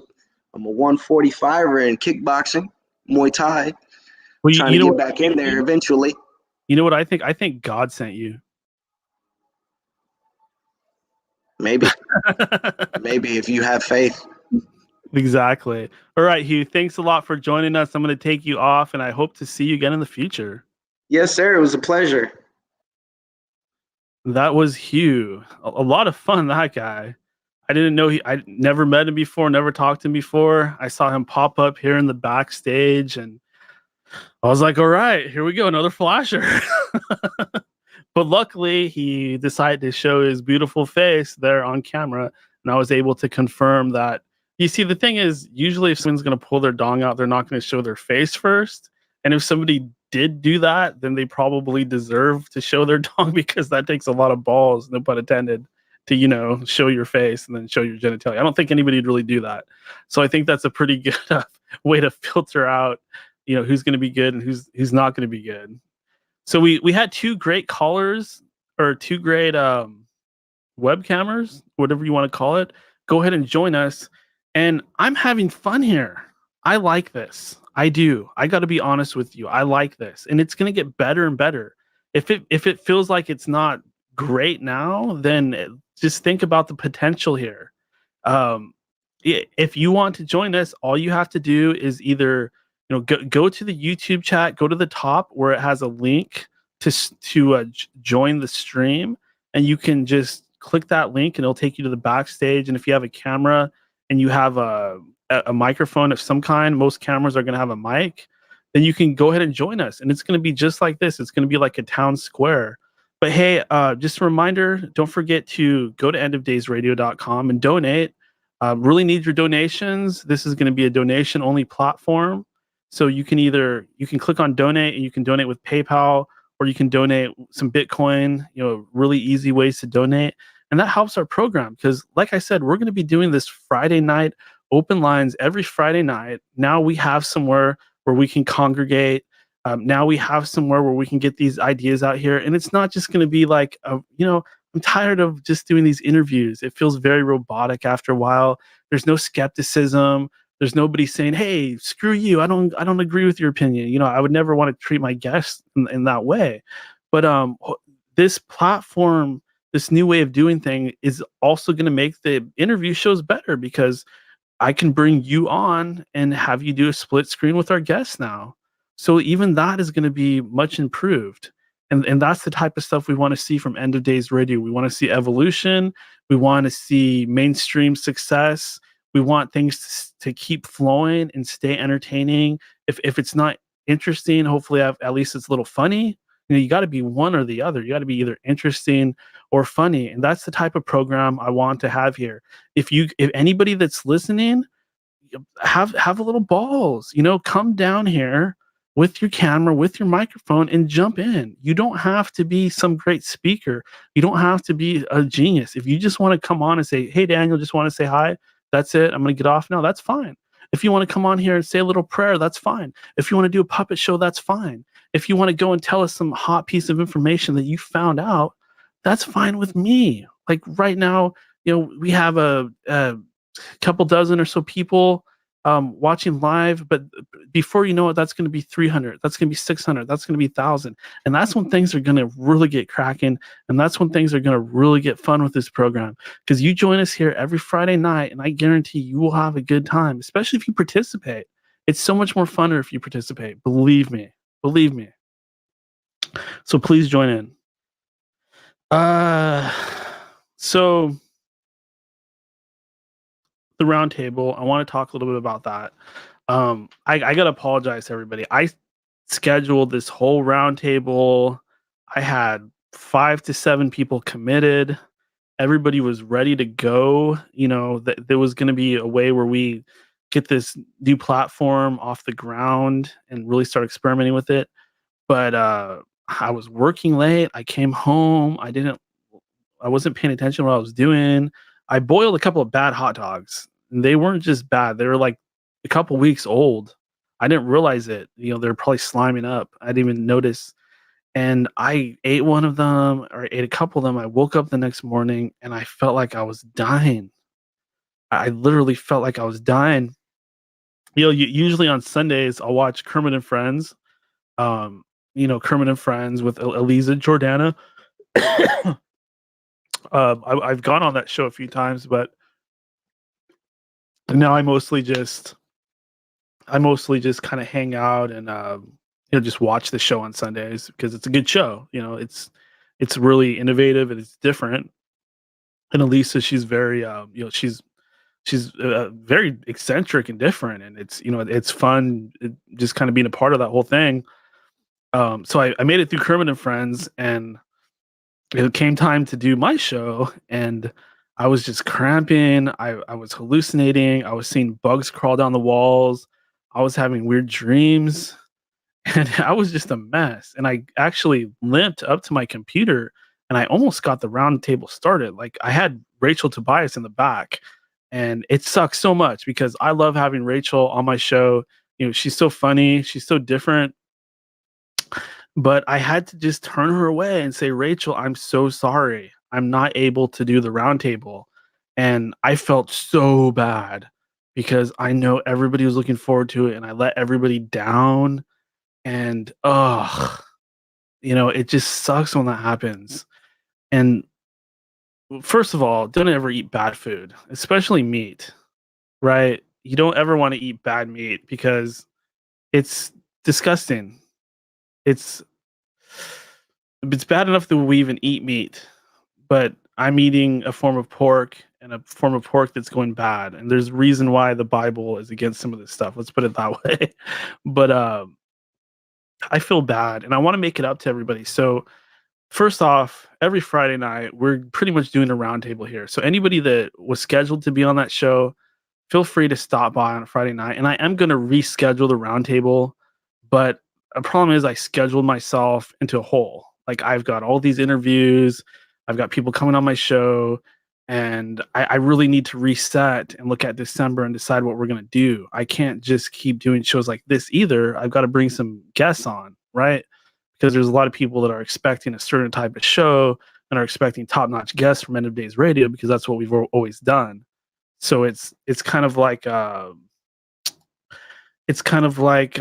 of those things where I'm gonna do the roundtable show. I just don't know when. I can't sit here and set up a date. Probably next month. Probably in December. Maybe around Christmas time. It makes a lot of sense, like a Christmas roundtable show, and we can be merry and we can break bread and we can do like a Christmas thing. To me, that actually makes a lot of sense. And we can get some good topics going. But first, I want to get some good guests on because like a big purpose of this is to kind of get some momentum going. So having some good guests on will also help us build some momentum. And if this stuff I'm talking about, if this somehow helps you and your show and your broadcast, I totally don't even care. I think that's great. Like if all the people that have been kind of inspired by my show or who end up starting their own platform, like I've had some people tell me some very gracious things, like Daniel, you're the man, you're the innovator, you're the whole reason I'm getting this stuff. I love hearing that because if I was to inspire somebody that went on to enlighten thousands and thousands of people, that makes me feel very good. That gives me like some kind of power kick or something. It just makes me feel good. I don't know why. So I absolutely love that stuff. I never want this show to be boring. And the great thing is that you guys, like that call from Hugh, I thought that was great. Like that guy was damn entertaining. And the nice thing about Friday nights is you guys are going to be able to make your own entertainment.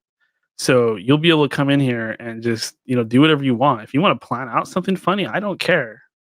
Sky's the limit as to what we can achieve on this platform. Kind of wanted to, where'd it go? Oh, geez. I was going to do like a book of the week. I don't know where I put it though. Because I was thinking like we do the mind-blowing moment of the day. And well, you know what? I have this book on hand. So the book I'm going to recommend this week is the King James Bible, simply because the actual book I wanted to show, I don't know where I put it. And my Bible is always within reach because I like to flash it on this program in Virtue Signal and show what a great Christian that I am. So, nice, good quality copy of the King James I picked up from Amazon for like $5. It was dirt cheap, and it's great. But I was thinking that it might be cool because people are always asking me like, what books do you read? What websites do you go to? If I can remember, I'll bring up a book that I like or a website that I like at the end of every episode. That way we have a little bit more to talk about. I think I'm going to go ahead and draw this to a close because I think this was a good show. But when you have a good show, you don't want to ruin it by making it a bad show. So we had a couple of great listeners call in, and I'm doing everything I can to try to motivate more people to jump in on here. Friday nights, 5 p.m. Pacific Standard Time. If you're on the East Coast, you're going to be looking at what? 8 o'clock? And I structured it this way on purpose so that you East Coast people don't have to stay up too late to take part of this program. And this program is perfect. If you don't have like a happening Friday night, if you're kind of a nerd like me, you're not going out. Who's even doing stuff like that nowadays with all this COVID stuff and mandates? Who's going out on Friday nights? You don't have to. You can hang out with me right here on End of Days Radio, and we can do whatever we want. We can drink. Like maybe for the Christmas roundtable, we can all get sloppy drunk and see what that turns into. I'm not opposed to it. It's just one night a year. It's not a sin. Christ created wine out of water. Dionysus did it first, but Christ also did it. We can look into that. But the sky's the limit. The sky's I love that. It's great to make people laugh. Let me go ahead and do housekeeping one more time. I really need donations. I won't say how or why again, but endofdaysradio.com. Please join the Discord. Please join the Discord. Please join the Discord. Like there's a purpose to doing this Discord thing, because the people that end up being big in the Discord, these are the people that are going to be listening to the live show, and these are the people that are going to be contributing. So think of the Discord like the backstage where we kind of plan out the show. And I'm shamelessly lifting this off of other podcasts and how they do things. I'm not going to claim to be some great inventor. I mean, I've invented plenty of stuff with this program, but I don't need to steal other people's credit or anything like that. So this is just stuff that I see other programs doing. It works for them. So why not evolve, right? So please go to endofdaysradio.com, click on that Discord link, and then we can really get down and dirty. Say hi. Don't forget to say hi.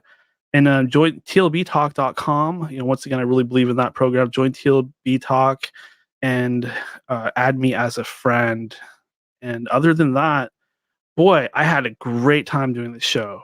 Oh my God, I feel so good right now. I do, because I know that this is fun. So I will talk to you guys next time. Next time we get together, let's see here. That's going to be Wednesday of next week. So 5 p.m. PST, I'll be interviewing Todd from the Godcast. So once again, this guy seems pretty cool, and we're going to go deep into some really alternative history and spiritual topics. So we're going to have a great time there. I'll be well prepared, and we'll go ahead and let you guys call in or hop on the stream, using your camera. I'll get those links out, and we can have a great time. And I'll see you guys then. Until next time, good night, everybody.